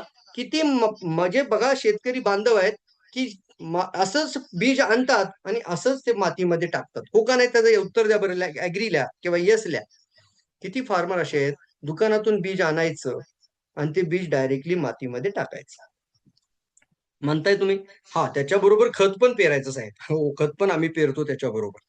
का? तर त्या बीजाला उगवण येण्यासाठी युरियाची गरज आहे. नायट्रोजन म्हणजे नत्र, मातीमध्ये नत्र अवस्था म्हणजे मातीतलं नायट्रोजन वाढवलं की बीजाचं कोवळे अंकुरमध्ये रूपांतर होतं, बीजाचे रूट बनायला सुरुवात होते, म्हणून नायट्रोजन लागतं. आम्ही काय करतो, आम्ही बीज आणतो आणि त्याच्याबरोबर खत सुद्धा पेरतो. पण आता मी तुम्हाला एक शब्द सांगत आहे, त्याला शब्द वापरूया आपण. सीड ट्रीटमेंट म्हणजे बीजाचा उपचार, बीजोपचार. याची काय बरं गरज आहे? तर बियाणांना बुरशी लागण्याची समस्या फार प्रमाणामध्ये येते आणि बीज सडण्याची समस्या वाढते. हो का नाही? अंकुरण कमी झालं की उगवण क्षमता कमी होते, परिणामी उत्पन्न घटतं आणि अशा वेळेला काय होतं? नुकसान. रासायनिक खतांचा वापर झाल्यामुळं बराचसा खर्चही वाढतो आणि प्रचंड प्रमाणात जास्त युरिया टाकण्यामुळे नुकसान वाढतं.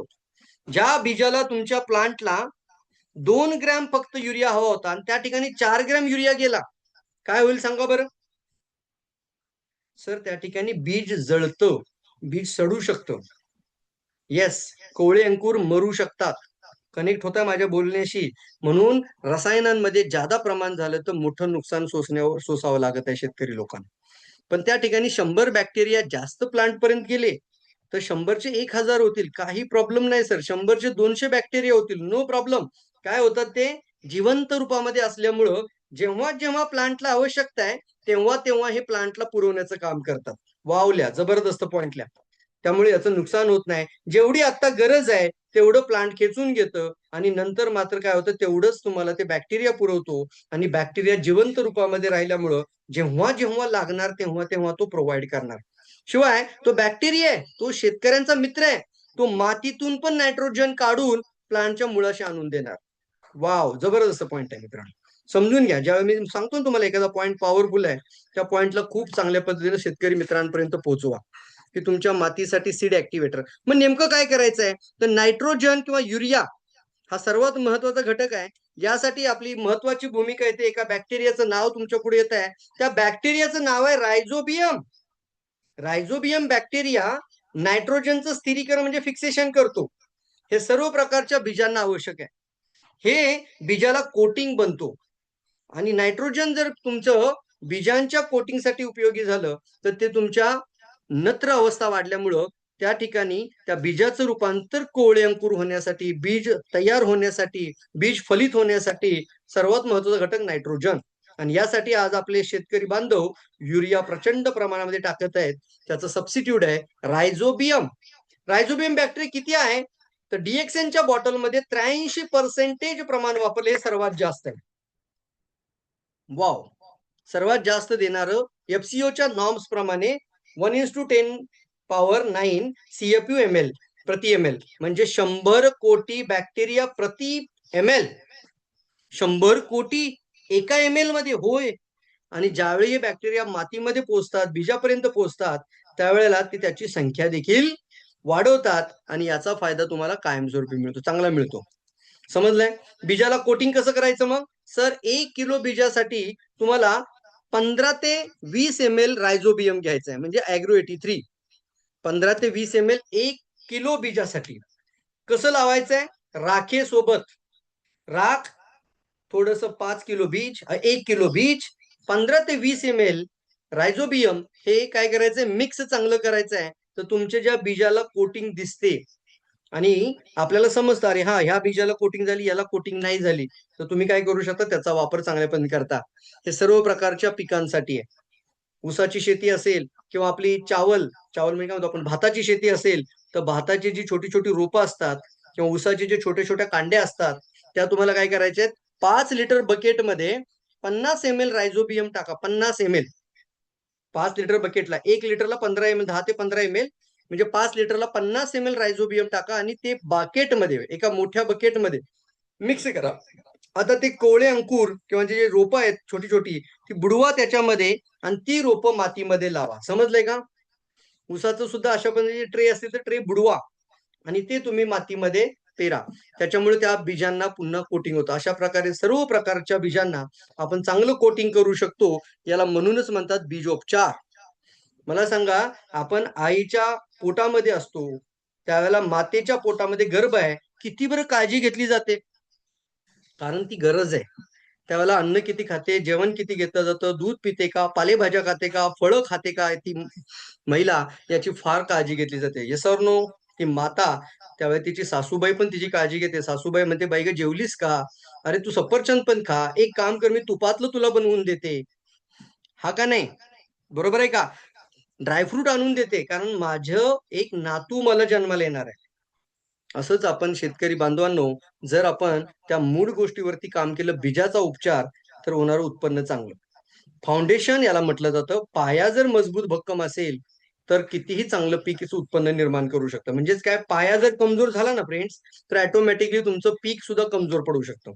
म्हणून पायावरती म्हणजे फाउंडेशनवरती काम करूयात आणि ॲग्रो 83 प्रत्येक घराघरापर्यंत पोहोचूयात. जबरदस्त व्हिडिओ मित्रांनो. आपण फटाफट आपण फक्त त्याचं बघूयात. नायट्रोजन शक्तिशाली उत्पादन. मिट्टी में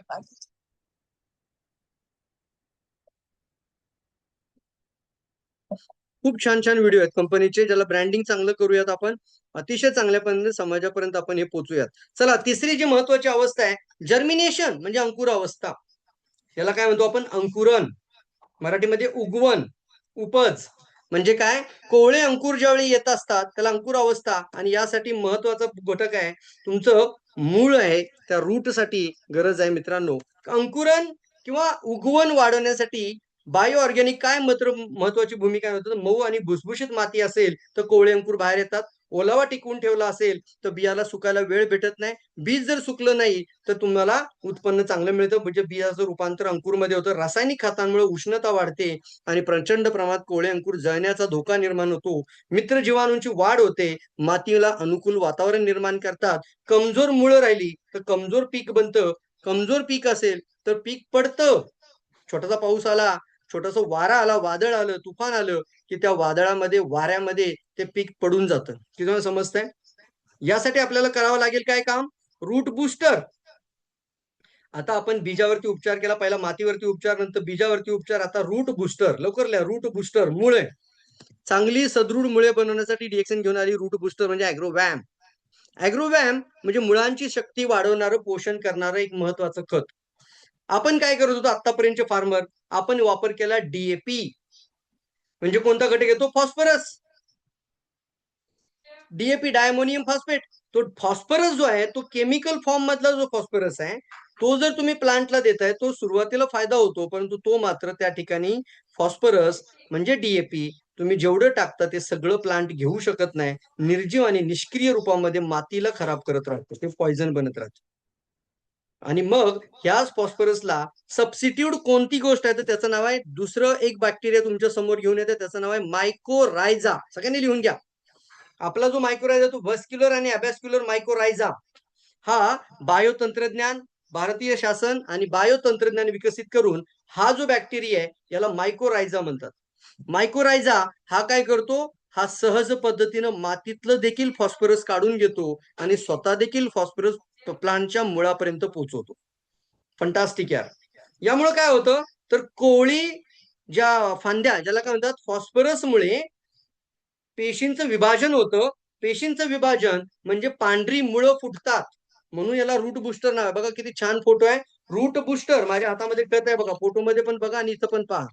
रूट बुस्टर, रूट बुस्टर म्हणजे मुळांची शक्ती, सशक्तपणा आणि पोषण वाढवणारा बायो ऑर्गॅनिक. मायक्रोरायझा हे बॅक्टेरिया मित्रांनो, हा जो बॅक्टेरिया आहे हा या ठिकाणी एक प्रकारचा फंगस आहे आणि त्याची संख्या तो वाढवतो, म्हणजेच तुमच्या रूट साठी खूप महत्वाचं ती भूमिका निभावतो. नैसर्गिकरित्या तुमचे रूट मजबूत करायला मदत करतो.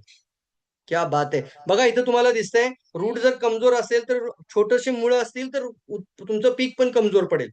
आता जितकी खोल मुळं जातील, जेवढी दूरपर्यंत मुळं जातील, तेवढं पोषण जास्त खेचून आणतील आणि जेवढं पोषण जास्त खेचून आणतील तेवढं प्लांट आणि ते पीक जास्त मजबूत राहील. समजलं का सगळ्यांना? म्हणून मायक्रोरायझा हा एक अतिशय महत्वाचा घटक आहे. म्हणून आपल्यासाठी डीएपी जे तुम्ही टाकत आलात ते जर तुम्ही अजूनही टाकत राहिलात तर एक दिवशी मातीच्या वरती 2 ते 3 इंचाचा जो लेअर आहे ना, तो डीएपी आणि युरियाचा दिसायला लागेल काही दिवसांनी तुम्हाला.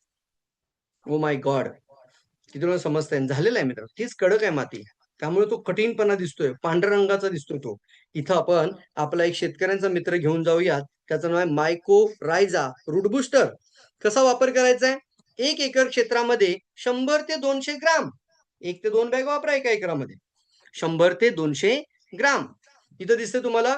1 एकरामध्ये फवारणी करा. म्हणजे काय करायचं, फॉलियर स्प्रे कधी करायचंय? पहिली फवारणी पेरणीनंतर 7 ते 10 दिवसांनी. पेरणी झाली त्यानंतर 7 ते 10 दिवसांनी तुम्हाला पहिली फवारणी करायची आहे. म्हणजे कशी करायची आहे तर तुम्हाला 15 लिटरचा पंप असेल तर त्यामध्ये 15 ग्रॅम टाका. 10 लिटरच्या पंपाला 10 ग्रॅम टाका, 10 ते 20 ग्रॅम.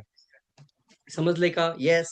आता पहिल्यांदा तुम्ही ज्यावेळी फवारणी करता त्यावेळेला रूट बुस्टरचं तो काम करतो आणि सुंदर सुंदर रूट बुस्टर होतो. आणि या ठिकाणी कोवळी जे फांद्या फुटायला लागतात, जास्त फांद्या म्हणजे मुळांमध्ये जास्त पद्धतीने पेशींचं विभाजन होतं आणि तुम्हाला खूप जास्त मुळं मिळतात. जशी जादा मुळं मिळाली तर जादा उत्पन्न वाढतं. येस. अनेक प्रकारचं पीक आहे. मग यानंतर दुसरी फवारणी करायची 30 ते 35 दिवसांनी. पहिली झाली 7 ते 10 दिवसांनी, दुसरी आहे 30 ते 35 किंवा 25 ते 30 दिवसांनी. याचं कारण काय बरं? 25 ते 30 दिवसांनी पुन्हा फवारणी का करायची? तर इथं प्रकृतीमध्येच बघा मी तुम्हाला सांगू शकतो. पहिल्यांदा तुम्ही 7 दिवसामध्ये फवारणी करता त्यावेळी त्याचा पूर्ण फायदा रूट घेतात. येस. आणि रूट काय करतात, ते प्लांटला पोषण द्यायचं काम करतात. थोडी रूट पण ग्रोथ होते आणि त्यासोबत अंकुर म्हणजे उगवण अवस्था येते आणि 25 ते 30 दिवसापर्यंत एक रोप दिसायला लागतं. समजलं का पॉइंट? येस. वरती रोप आलं. आता तुम्ही दिलेलं पोषण बऱ्यापैकी काय झालं, इथून इथपर्यंत पोहोचलंय. परंतु नंतर आता त्याचं रूपांतर पुढच्या अवस्थेमध्ये जाण्यासाठी रूट कमजोरच पडायला नको, म्हणून पुन्हा एकदा रूट बुस्टरचा डोस 25 ते 30 किंवा 30 ते 35 दिवसांनी द्यायचा, डबल द्यायचा. किती वेळा समजलं? येस. हा महत्वाचा पार्ट आहे मित्रांनो. हा 2 वेळा डोस द्यायचा आहे आपल्याला. ॲग्रोवॅम, ॲग्रोवॅम समजलंय का? तर पुढे जाऊयात. येस, अशा पद्धतीने ॲग्रोवॅमचा वापर करा. व्हेजिटेटिव्ह ग्रोथ म्हणजे पिकांच्या वाढीचा टप्पा. याच्यामध्ये सगळ्यात महत्वाचं खत आहे, त्याला म्हणू आपण महत्वाचा म्हणजे काय, पिकांच्या वाढीचा टप्पा. माती, बीज, रोप, आता आलं आपलं झाड, पीक. आणि इथं महत्वाचं आहे, महत्वाचं म्हणजे पोषण. रोज तुम्हाला भाकरी फक्त खायला दिली तर चालेल का हो? शेतकरी बांधव आहेत किंवा बरेचसे मित्र आज मीटिंग ऐकत आहेत, तर मला सांगा, फक्त भाकरी खाता का तुम्ही? फक्त ज्वारीची भाकरी खाता का फक्त चपाती खाता? गव्हाची चपाती खाता फक्त? नाही. तुम्ही अनेक प्रकारचं पोषण घेता, वेगवेगळं. तसं तुमच्या प्लांटला जे आवश्यक आहे ते टोटल लिहून घ्या. 17 प्रकारचं पोषण आवश्यक आहे. किती प्रकारचं पोषण आवश्यक आहे? 17 प्रकारचं न्यूट्रिशन तुमचं प्लांट मागत आहे तुम्हाला. 17 प्रकारचं पोषण पिकांच्या वाढीसाठी आवश्यक आहे. लहान मुलांना तुम्ही फक्त भाकरी देत नाही, सर्व प्रकारचं पोषण देता, दूधही देता, पालेभाजी पण देता, फळं पण देता. कारण त्या प्रत्येकामध्ये मिळणारं पोषण, न्यूट्रिशन, व्हिटॅमिन आणि प्रोटीन्स ह्या गोष्टी अलग अलग आहेत. तशा पद्धतीने तुमच्या प्लांटला महत्वाचं 17 पोषण पैकी 3 आहे त्याला प्रायमरी नाव दिले. त्याला प्रायमरी म्हणतात, त्याला म्हणतात प्राथमिक पोषण. 3 जे पोषण आहे ते आहे प्रायमरी म्हणजे प्राथमिक. आणि संपूर्ण पोषणामध्ये हे 3 सर्वात महत्वाचं आहे. NPK व्यवस्थित समजून घ्या, व्यवस्थित समजून घ्या, व्यवस्थित समजून सांगा. NPK, N म्हणजे नायट्रोजन, P म्हणजे फॉस्फरस आणि K म्हणजे पोटॅशियम, पोटॅश. बघा आता नायट्रोजन म्हणजे पानं, हिरवळ, हिरवीगार. म्हणजे जितकी जास्त पानं तेवढं जास्त उत्पन्न, हो का नाही? जितकी जास्त पानं तेवढं जास्त उत्पन्न. म्हणून आपण इथं पाहतो की पानांची हिरवळ वाढवण्यासाठी, पानांना हिरवगार बनवण्यासाठी तिथं देखील आवश्यक आहे नायट्रोजन. वनस्पतीच्या वाढीस आणि पानांच्या हिरवळीस वाढवते.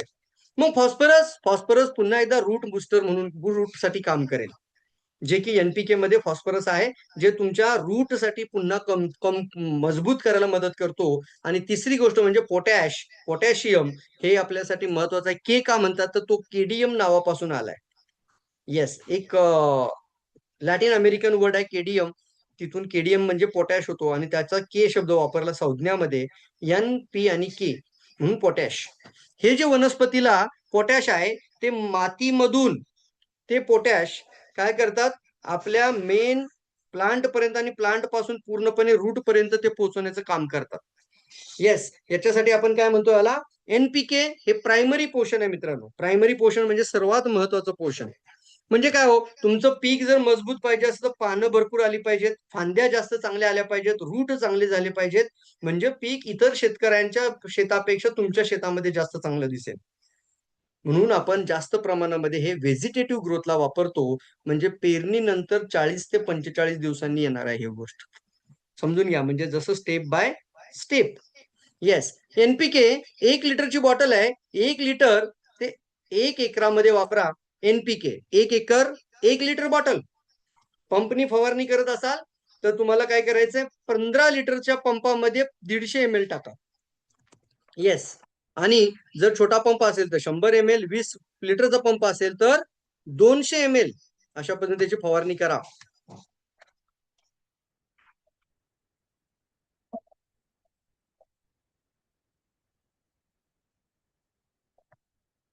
किती लोकांनी व्हिडिओ बघितले सांगा बरं. फंटास्टिक यार, व्हिडिओ पाठवा, भरपूर पाठवा यार, माझं मनापासून सांगणं आहे. चला, ॲग्रो नॅनो पोटॅश हा देखील एक चांगला आपल्या याच व्हेजिटेटिव्ह ग्रोथ मधला खत आहे. सुंदर खत आहे मित्रांनो, agro nano potash. Agro nano potash म्हणजे नेमकं काय आहे, तर यामध्ये सगळ्यात इम्पॉर्टंट आहे, जसं मी मगाशी म्हटलं एनपीके मध्ये पोटॅश आहे पण तो प्रायमरी मध्ये येतो, पण इथं मात्र युनिव्हर्सली तो फक्त पोटॅशच घेऊन येतो, म्हणून ह्या बॉटलमध्ये पोटॅशच आहे. त्यामुळे एनपीकेच्या नंतर जो डोस येतो तो पोटॅश मध्ये जायचा आहे. पोटॅश म्हणजे काय यामध्ये, तर यामध्ये केएमबी म्हणजे पोटॅश मोबिलायझिंग बॅक्टेरिया. आला बघा पुन्हा एकदा बॅक्टेरिया, प्रत्येक ठिकाणी तुम्हाला जीवाणूंचा संदर्भ पाहायचा आहे. पोटॅश मोबिलायझिंग बॅक्टेरिया, याचा अर्थ काय हो, याचा अर्थ पोटॅश स्वतःहून जागा सोडत नाही. पोटॅश स्वतःहून पुढे जात नाही. मातीमधलं पोटॅश भरपूर प्रमाणामध्ये, सर आम्ही डीएपी टाकलं, भरपूर प्रमाणामध्ये रसायन टाकलं, मातीमध्ये निर्जीव फॉर्म मध्ये राहिलं तर ते प्लांट घेत नाही.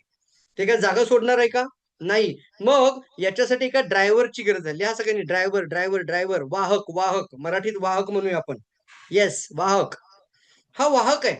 म्हणजे काय करतो, मातीमधलं देखील पोटॅश आणि स्वतः देखील पोटॅश निर्माण करून प्लांटच्या रूट मध्ये पण देतो, प्लांटच्या मुळांपासून फांद्यामध्ये पण देतो, देठामध्ये पण देतो, फुलं आणि फळांपर्यंत घेऊन जाण्यासाठी मदत करतो वाहक. याला पोटॅश मोबिलायझिंग बॅक्टेरिया. मोबिलायझिंग शब्दातच आहे, गतिशील बॅक्टेरिया.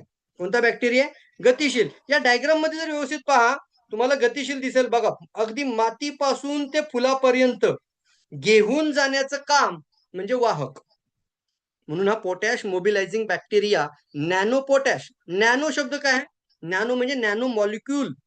जसं तुम्ही ज्वारी डायरेक्ट खाऊ शकत नाही चावून चावून, काय करतो, ज्वारीचं पीठ बनवतो आणि ते डायजेस्ट होऊ शकतो, त्याची पचनीयता वाढते.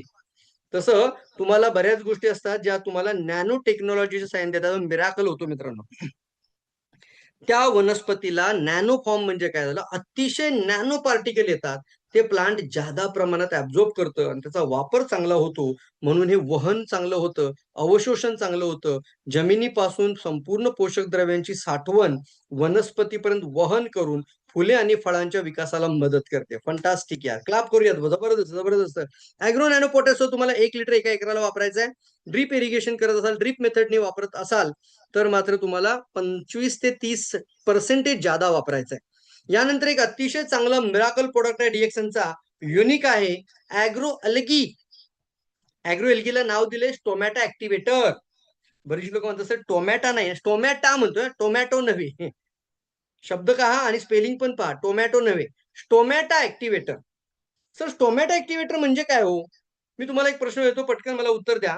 समजा आपली घरामध्ये आई आहे, तुम्हीच लहान होता ना. तुम्ही ज्या लहान होता आणि तुम्ही तिखट भाजी खात नव्हता, तुम्ही पालेभाजी खात नव्हता, तर आई काय करायची, अशी बांगड्या मागे सारायची आहे की नाही, आणि काय म्हणायची, आता तू तोंड उघड, तुला मी हाताने चारणार आहे.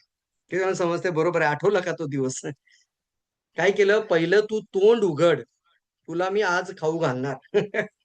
Yes sir no? किती पप्पा मम्मीने असं काम केलंय बाळांसाठी, केलं नाही?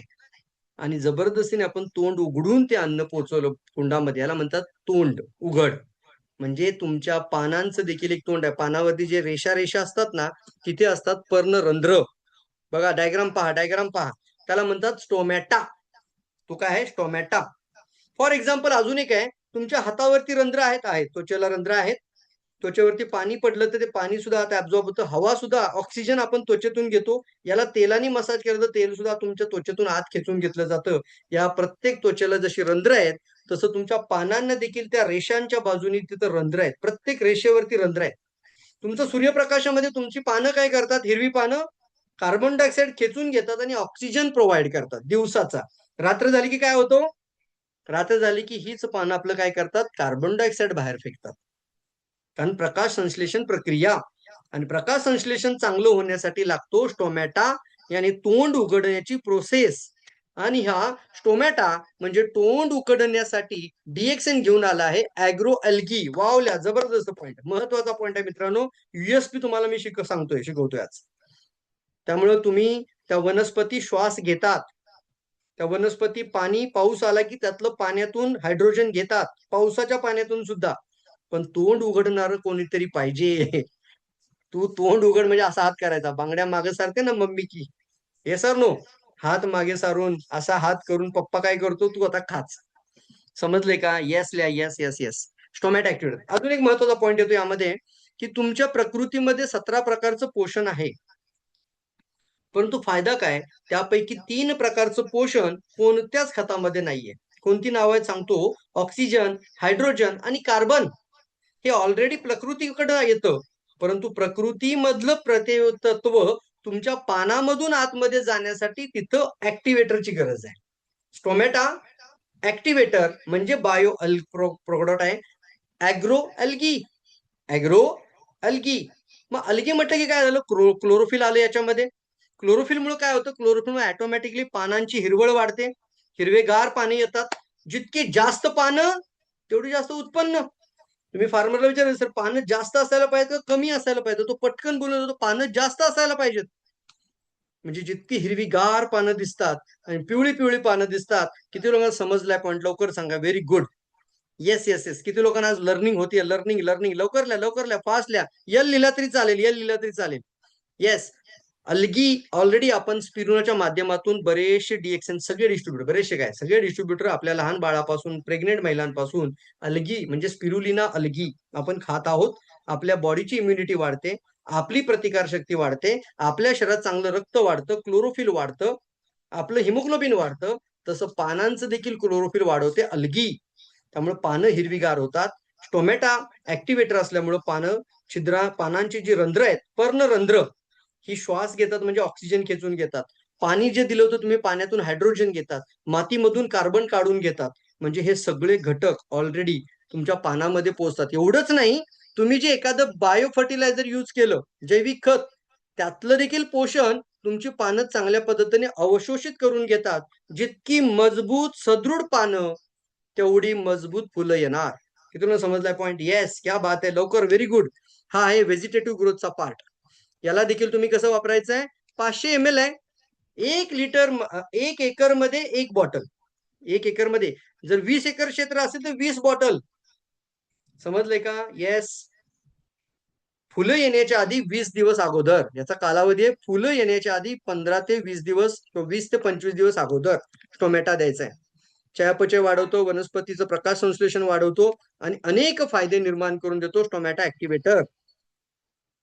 छान व्हिडिओ मी स्किप करतोय. हा ऍग्रोह्युमिक हा आहे प्लांटचा बूस्टर, याला म्हणतो आपण टॉनिक. टॉनिक आपण काय म्हणतो, अरे त्याला एवढं कमजोर आणि वीक वाटतंय ना, एक टॉनिक द्या ना डॉक्टर लिहून.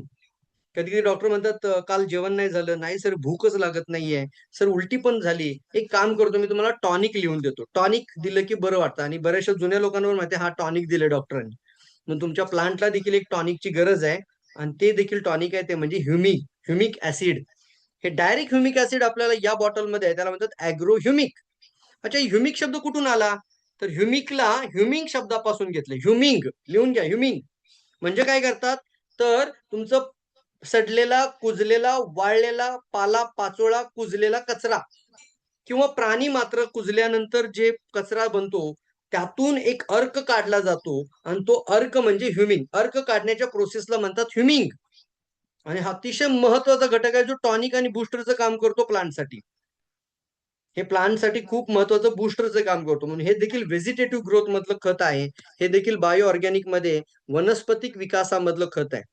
त्याच्यामुळे काय होतं, याच्यात फुल्विक ऍसिड आहे, ह्युमिक ऍसिड आहे, त्यानंतर जलीय आधार आहे, आणि यामध्ये ह्युमिक ऍसिड सेंद्रिय घटक असल्यामुळं तुमच्या पाण्यामध्ये प्रकाश संश्लेषण जीवाणू वाढवतात, सक्रिय करतात. ऑलरेडी तुम्ही फोटोट्रॉपिक बॅक्टेरिया बद्दल ऐकलं.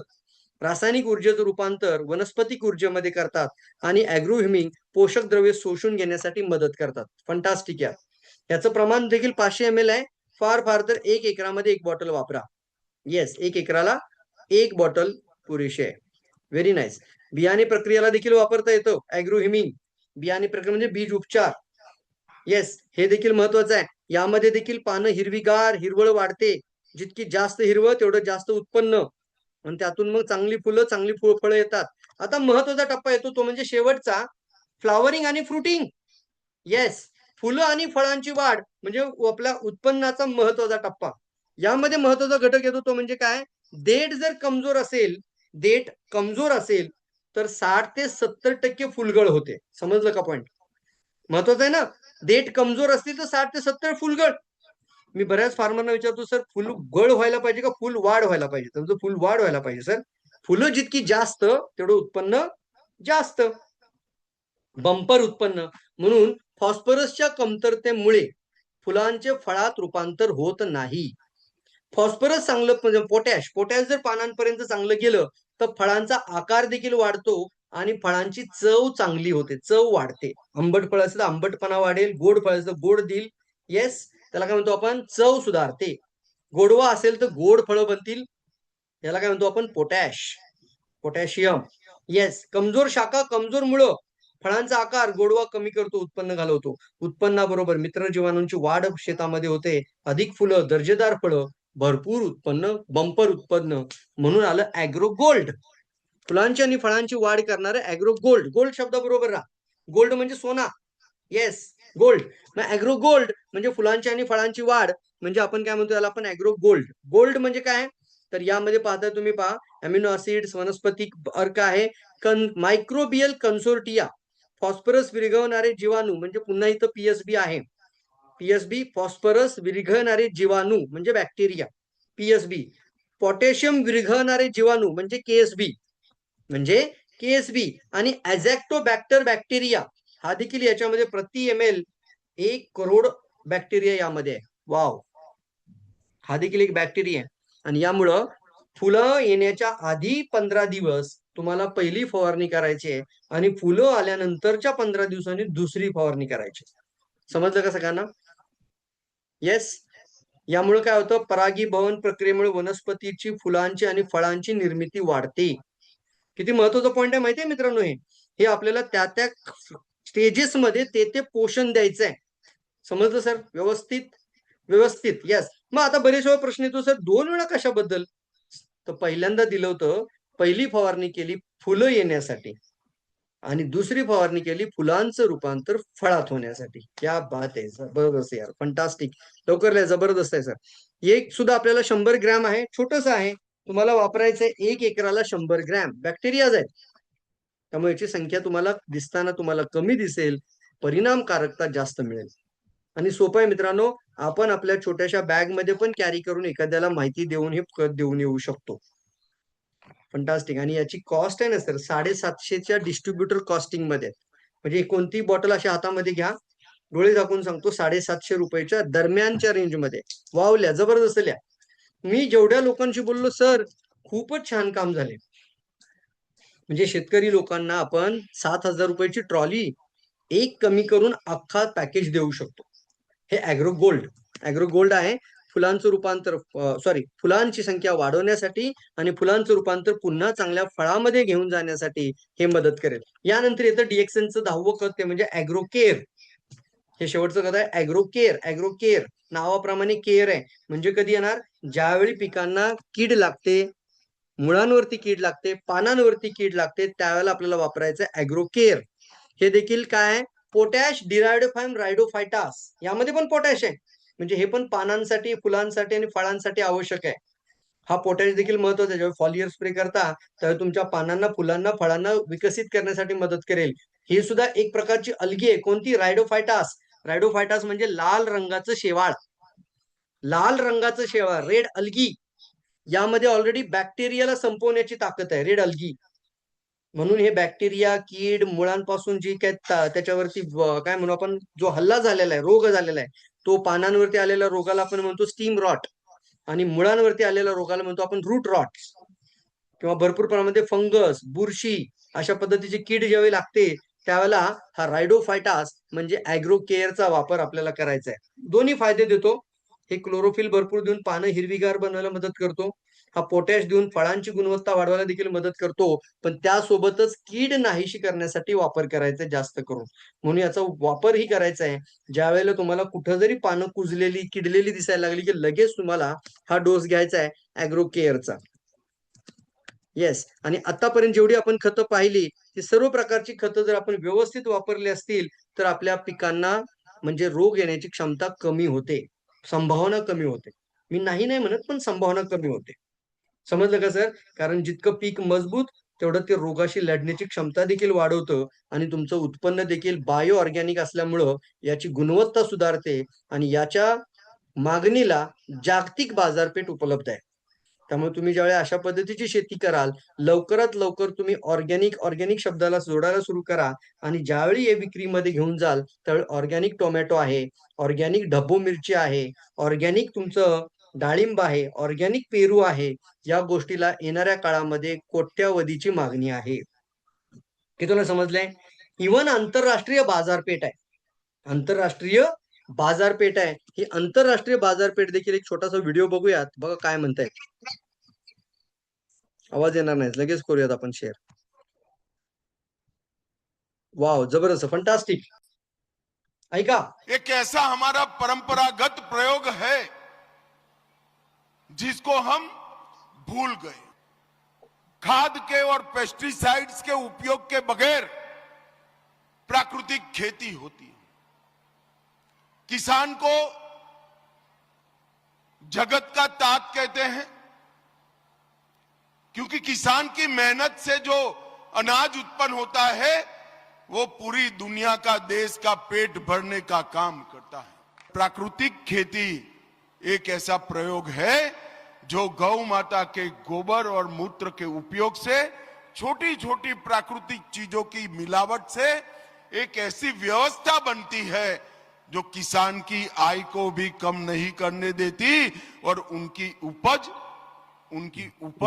शुद्ध बढ़ाती है।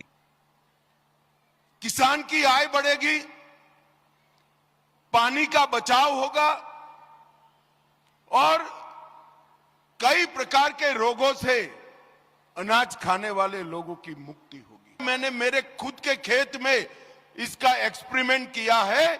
इससे उत्पादन कम नहीं होता है, उत्पादन बढ़ता है। प्राकृतिक खेती बढ़ने लगी तो विश्वास का संकट आया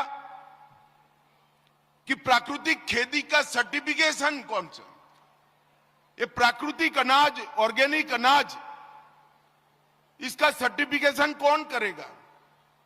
नरेंद्र मोदी जी ने सहकारिता मंत्रालय के माध्यम से बड़ी कोऑपरेटिव इसका काम कर रही है, जो प्राकृतिक खेती की उपज का सर्टिफिकेशन लेबोरेटरी में, विश्व के सबसे आधुनिक लेबोरेटरी में इसका परीक्षण, इसका पैकेजिंग, इसका मार्केटिंग और इसका एक्सपोर्ट करने की व्यवस्था की है।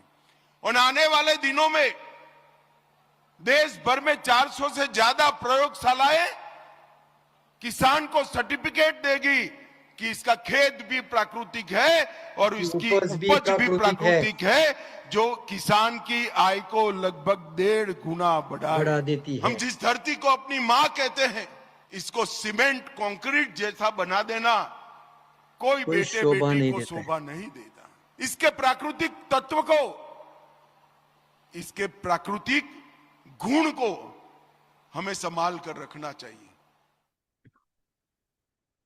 मित्रांनो, भारत को सोने की चिडिया कहते थे, मतलब आपल्या प्रकृतीमध्ये, आपल्या पर्यावरणामध्ये एवढी क्षमता आहे, एवढी ताकद आहे की आपण ती ताकद विसरून गेलोय।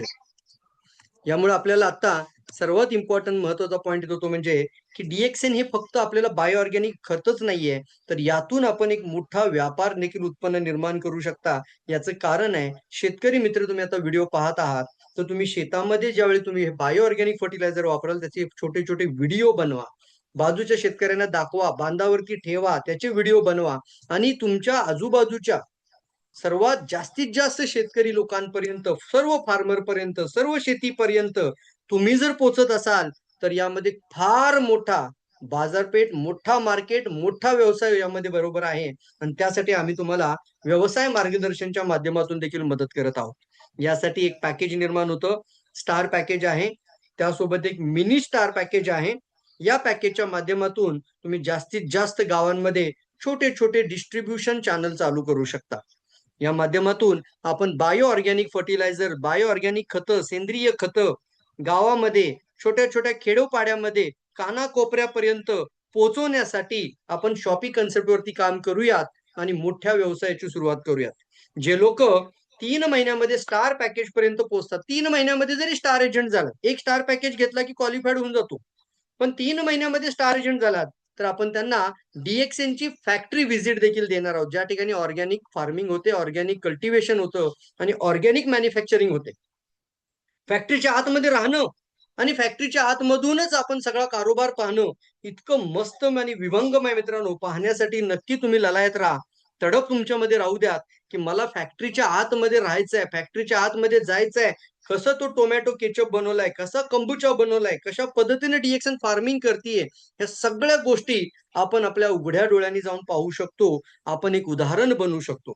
रिटर्न आल्यानंतर तुम्हाला वेगळं सांगण्याची गरज लागणार नाही आणि कोणीही व्यक्ती तुम्हाला कमजोर किंवा निगेटिव्ह करू शकणार नाही, एवढी मोठी ताकद तुम्हाला फॅक्टरी व्हिजिट मध्ये मिळणार आहे। याच्या माध्यमातून कशा पद्धतीने इन्कम 1 लाख, 3 लाख, 5 लाख, 10 लाख प्रति महिना कसं कमवायचं आहे, ज्यांनी तुम्हाला आता ही माहिती दिली त्यांच्यापर्यंत बसून पुढची चर्चा करा। आज फर्स्ट टाइम मीटिंग ऐकत आहात तर इमिजिएटली रजिस्ट्रेशन कंप्लीट करा। फ्री रजिस्ट्रेशन आहे, लाईफ टाइम आहे, त्यासाठी रिन्युअल फी 0 आहे, कोणती रिन्युअल फी घेतली जात नाही। फार मोठी टार्गेट्स आणि फार मोठ्या कंडिशन्स नाहीत, छोट्या छोट्या कामातून मोठी प्रगती करूयात आणि जितकं मोठं टीम, जितका मोठा टर्नओव्हर, तेवढा मोठा इन्कम आपण निर्माण करूयात। या ठिकाणी मी थांबणार आहे आणि या ठिकाणी आपण 1-2 शब्द बोलण्यासाठी आपल्यासोबत आता इथे कल्पना रणपिसे मॅडम, आपल्यासोबत कल्पना रणपिसे मॅडम आहेत। ते त्यांचा अनुभव नक्की शेअर करतील की त्यांनी देखील कशा पद्धतीने या खतांचा वापर सुरू केलाय। अगदी असं नाहीये की शेतामध्ये जावा, रानामध्ये जावा, रानामध्ये तर जायचंच आहे, परंतु आपली छोटीशी घराघरामध्ये नर्सरी आहे मित्रांनो। बघूया चला कल्पना मॅडमचा अनुभव। Kalpana madam, over to you. Hello, good morning sir. Good morning madam. सर्वांना, डीएक्सएन फॅमिलीला। मी पण ॲग्रोचं आपलं सगळं प्रोडक्ट मागवलेलं आहे आणि मी एक छोटासा प्रयोग केला आहे, कारण माझ्या टेरेसवर माझं छोटंसं गार्डन आहे. तर या गार्डनसाठी मी हे सगळी खतं मागवली. कारण जर आपण स्वतः पहिलं वापरलं आणि ते छोटे छोटे व्हिडिओ आपण सगळ्यांना शेअर केले, तर त्यांना कळणार आहे की ह्या खतांचा किती चांगल्या प्रकारे उपयोग होतो. म्हणजे आपण आता शेतीमध्ये तर जाणारच आहे. म्हणजे ज्यांना ज्यांना शेती आहे किंवा शेतीजवळ आपण ज्यांच्या ज्यांच्या पोहोचू शकतो तिथं पोहोचणारच आहे. पण घराघरात गार्डन आहे, म्हणजे छोटी छोटी झाडं लावलेली आहेत. सर्वांना वेड असतं की आपल्या घरात गार्डन असावं, नाही का? तर ह्याच्यासाठी मी हे प्रोडक्ट मागवलं आणि त्या पद्धतीने मी जसं सांगितल्या पद्धतीने पहिल्यांदा वर्मी कंपोस्ट वापरलं, पूर्ण मातीमध्ये मिक्स केलं. बीजोपचारासाठी 83चं वापर केला. माझ्याकडे राख नव्हती, पण मी तोच हे करून मग ते बीज मी मातीमध्ये पेरलेलं आहे.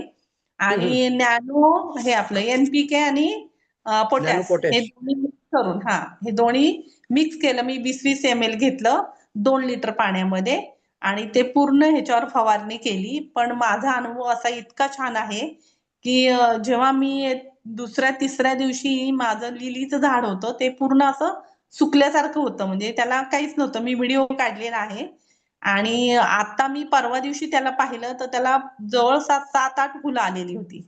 वाव. इतकं इतकं चांगल्या प्रकारे म्हणजे हे खरंच काम करतंय हे मला त्यावेळी कळालं. आणि हॅलो, आवाज येतोय सर? एकदम क्लिअर मॅडम, एकदम क्लिअर. हा हा. तर त्या पद्धतीने मी वापर केलेला आहे. आता बघू, मी शनिवारी 27 तारखेला मी हे यूज केलंय आणि आता परत 8 दिवसांनी बघणार आहे की आता 8 दिवसांनी जे बी सगळे पेरलेले आहेत त्याला कमीत कमी छोटे छोटे अंकुर तर नक्कीच येतील आणि त्याच्यानंतर मग पुढच्या सगळ्या प्रोडक्टचा मी वापर करणार आहे. तर अशा पद्धतीने आपण म्हणजे घरोघरी पण ही गोष्ट घेऊन जाऊ शकतो. शेतात तर जाणारच आहे, पण असं जिथं लोकांचे गार्डन आहेत, बरेच लोकांना वेळ आहे फुलांची झाडी लावणं, नाही का, येस. शोची प्लांट छोटे लावणं. मग छोटे अशा नर्सरीज आहेत. आपण जेव्हा इतर खतं आणतो आणि नाही, आपली झाडं टिकत नाहीत. कारण मी हा प्रयोग जेव्हापासून मी गार्डन केलंय तेव्हापासून मी अनेक प्रकारची रासायनिक खतं आणलेली आहेत किंवा त्याच्यावर त्या फवारण्या केलेल्या आहेत, पण माझी झाडं काही टिकत नाहीयेत. म्हणजे परत परत मला झाडं आणावी लागतात, परत परत त्यांना वाढवावं लागतं. तर मग आता आपल्याकडे DXN मध्ये इतकं छान खतं आलेली आहेत, तर ह्याचा वापर करून आपण चांगल्या प्रकारे व्हिडिओ बनवून लोकांपर्यंत नेलं तर लोकांना कळणार आहे, अरे वा, यांचं जे DXN चे जे प्रोडक्ट आहे ते खरंच नंबर 1 आहे. आणि हाच माझा प्रयत्न राहणार आहे. त्याच्यासाठी मी व्हिडिओ बनवत राहणार आहे. वाव, जबरदस्त मॅडम, जबरदस्त, अशा पद्धतीने फंटास्टिक. सगळ्यांनी मॅडम, जर खूप केलं अपेक्षा आहेत. छान छान चांगल्या व्हिडिओ प्रकारे बनवा आणि आपण जेवढी लोक आता व्हिडिओ बघतात सर्वांनी छोटे छोटे व्हिडिओ, 2-2 मिनिटाचे मोबाईल फोन मधून आलेले व्हिडिओ हे आपल्याला बनवायचे आहेत. आपल्यासोबत दत्तात्रय खैरे सर आहेत. ऑलरेडी DXN मध्ये स्टार एजंट आहेत आणि लवकरच ते पण आता रुबी बनण्याच्या तयारीत आहेत. दत्तात्रय खैरे सर, तुम्ही पण म्यूट ओपन करा. येस, दौंड गावातून आपल्यासोबत दत्तात्रय खैरे सर जॉईंट आहेत. दत्तात्रय, आवाज येत आहे तुमच्यापर्यंत? Try to unmute.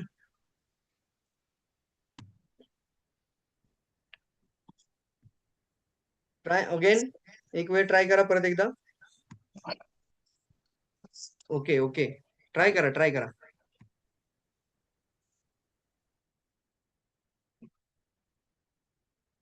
चला मित्रांनो, महत्वाचा पॉइंट जाता जाता सांगतो की ज्या वेळेला आपण पाहतो की महाराष्ट्रामध्ये एक शहर आहे, गाव म्हणू आपण किंवा शहर म्हणा, मोठी सिटी आहे कोल्हापूरमध्ये, शिरोळ. आणि मध्ये एक असं सिच्युएशन निर्माण झालं होतं की संपूर्ण भारतामध्ये शिरोळला, कोल्हापूरला कॅन्सर पूर आणि शिरोळ तालुका जो कॅन्सर शहर म्हणून ओळखलं गेलं. ओ माय गॉड, लिहा सगळ्यांनी, क्या बात आहे सर, काय सांगतोय मी तुम्हाला यातून. तर त्या ठिकाणी सर्वात जास्त रासायनिक केमिकलची शेती, रासायनिक खतांची विक्री नोंदवण्यात आली आणि यामुळे विक्रम झाला त्या ठिकाणी. बऱ्याचशा लोकांना त्या ठिकाणी कॅन्सर सारखा रोगाला प्रादुर्भाव झाला प्रचंड मोठा. आणि त्यानंतर आता भारत शासनाचे देखील डोळे उघडलेत आणि रसायनापासून नैसर्गिक शेतांकडे सुरुवात केली आहे. एवढंच नाहीये, तर हरित क्रांतीची सुरुवात कोणत्या स्टेट मधून झाली सांगा बरं? लवकर लिहा. कुणाला अभ्यास आहे बघूयात. पंजाब. वा, मी सांगितलं, वेळ नाहीये. लवकर सांगा. येस, पंजाब. परंतु पंजाब मध्ये एक ट्रेन जाते, तिचं नाव आहे कॅन्सर ट्रेन. ह्या गोष्टी मला तुम्हाला सांगणं फार आवश्यक वाटतं शेवटी जाताना, की ही परिस्थिती जर राहिली तर आपल्या पुढच्या पिढीची अवस्था काय बनेल. आणि एक दुसरा महत्वाचा पॉइंट, तो म्हणजे आपण शेतकरी आहोत. आपण आपल्या मातीमध्ये जातो, उत्पन्न निर्माण करतो, तर त्या ठिकाणी आपण जस्टिस देणं फार आवश्यक आहे. आता मी तुमच्या पुढे हा प्रश्न निर्माण ठेवत आहे, की मातीला आताही रसायन देऊन पूर्णपणे निर्जीव करून मारून टाकायचं, की त्या मातीला पुन्हा चांगलं जीव निर्माण देऊन, चांगलं जिवंतपणा देऊन मातीला पुन्हा निर्माण करायचं जिवंत शक्तीमध्ये. हा निर्णय आपल्याला घ्यायचा आहे. माती संपवायची का माती टिकवायची, हे मी तुमच्या हातामध्ये निर्णय देत आहे. आणि एक मोठ्या क्रांतीचा, बायो ऑर्गॅनिक फार्मिंगचा खूप मोठा बिगोल आज मी तुमच्या समोर एक आवाहनच्या माध्यमातून करत आहे. सर्वांनी बढ़-चढ़ के हिस्सा घ्या मित्रांनो.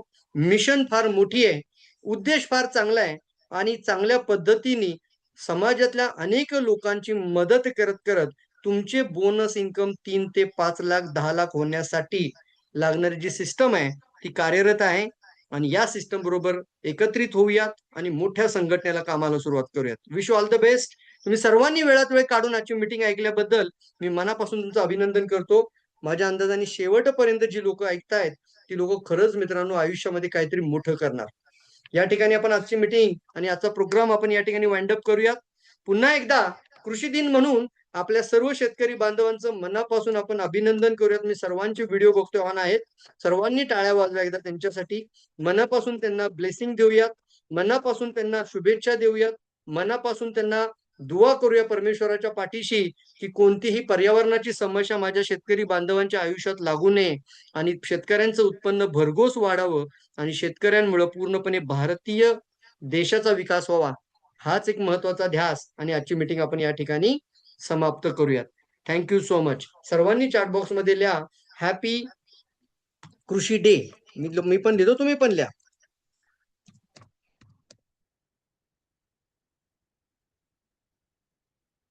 सर्वांनी लिहा हॅपी कृषी डे. Very nice. ज्याला मराठीत लिहितं त्यांनी मराठीत लिहा. महाराष्ट्र कृषी दिनाच्या शुभेच्छा. आणि आज झोपण्यापूर्वी कमीत कमी 10 शेतकरी लोकांपर्यंत तुम्ही काय करा, कृषी दिनाबाबत त्यांच्यापर्यंत चर्चा करून प्रयत्न करा किंवा त्यांना मेसेज पाठवून त्यांना शुभेच्छा द्या. हॅपी कृषी डेचा एखादा फोल्डर त्यांच्यापर्यंत पाठवा, पोस्टर त्यांच्यापर्यंत पाठवा. थँक्यू सो मच मित्रांनो. छोटंसं ऋण निर्माण करूयात आणि या धरणी मातेला वाचूयात. या ठिकाणी आजची मीटिंग संपत आहे. थँक्यू सो मच मित्रांनो. लवकरच भेटूयात अशा पद्धतीच्या अनेक ट्रेनिंग्स मध्ये. आणि तुम्ही रजिस्ट्रेशन करून पुढची चर्चा करा. कशा पद्धतीने सर सिस्टम आहे, प्रोडक्ट कसे मिळतात. हो, प्रोडक्ट मिळतात सर डायरेक्टली घरपोच. तुम्हाला ज्यांनी माहिती दिली त्यांच्याशी चर्चा करायचे, एक ऑर्डर फॉर्म जनरेट करायचा आहे आणि खतं संपूर्ण प्रोडक्टचा सेट जसं आम्ही काल ऑर्डर केली, मला आज दुपारपर्यंत माझ्या घरामध्ये ही खतं पोहोचली. अशा पद्धतीने मॅक्सिमम 2 किंवा 3 दिवसामध्ये अनेक गावांपर्यंत महाराष्ट्राच्या कानाकोपऱ्यापर्यंत आपण खत पोहोचवायला सुरुवात केलेली आहे मित्रांनो. DXN अतिशय कटिबद्ध आहे, या बाबतीत कमिटेड आहे. त्यामुळे आपण सर्वजण चांगलं कार्य करूयात. अनेक स्टेट, अनेक तालुके, अनेक शहर गावामध्ये पूर्णपणे खाली आहेत, तिथपर्यंत पोहोचूयात हा विषय घेऊन. Wish all the best. सर्वांना प्रचंड शुभेच्छा मित्रांनो. Thank you so much. महाराष्ट्र कृषी दिनाच्या पुन्हा एकदा शुभेच्छा. थँक्यू.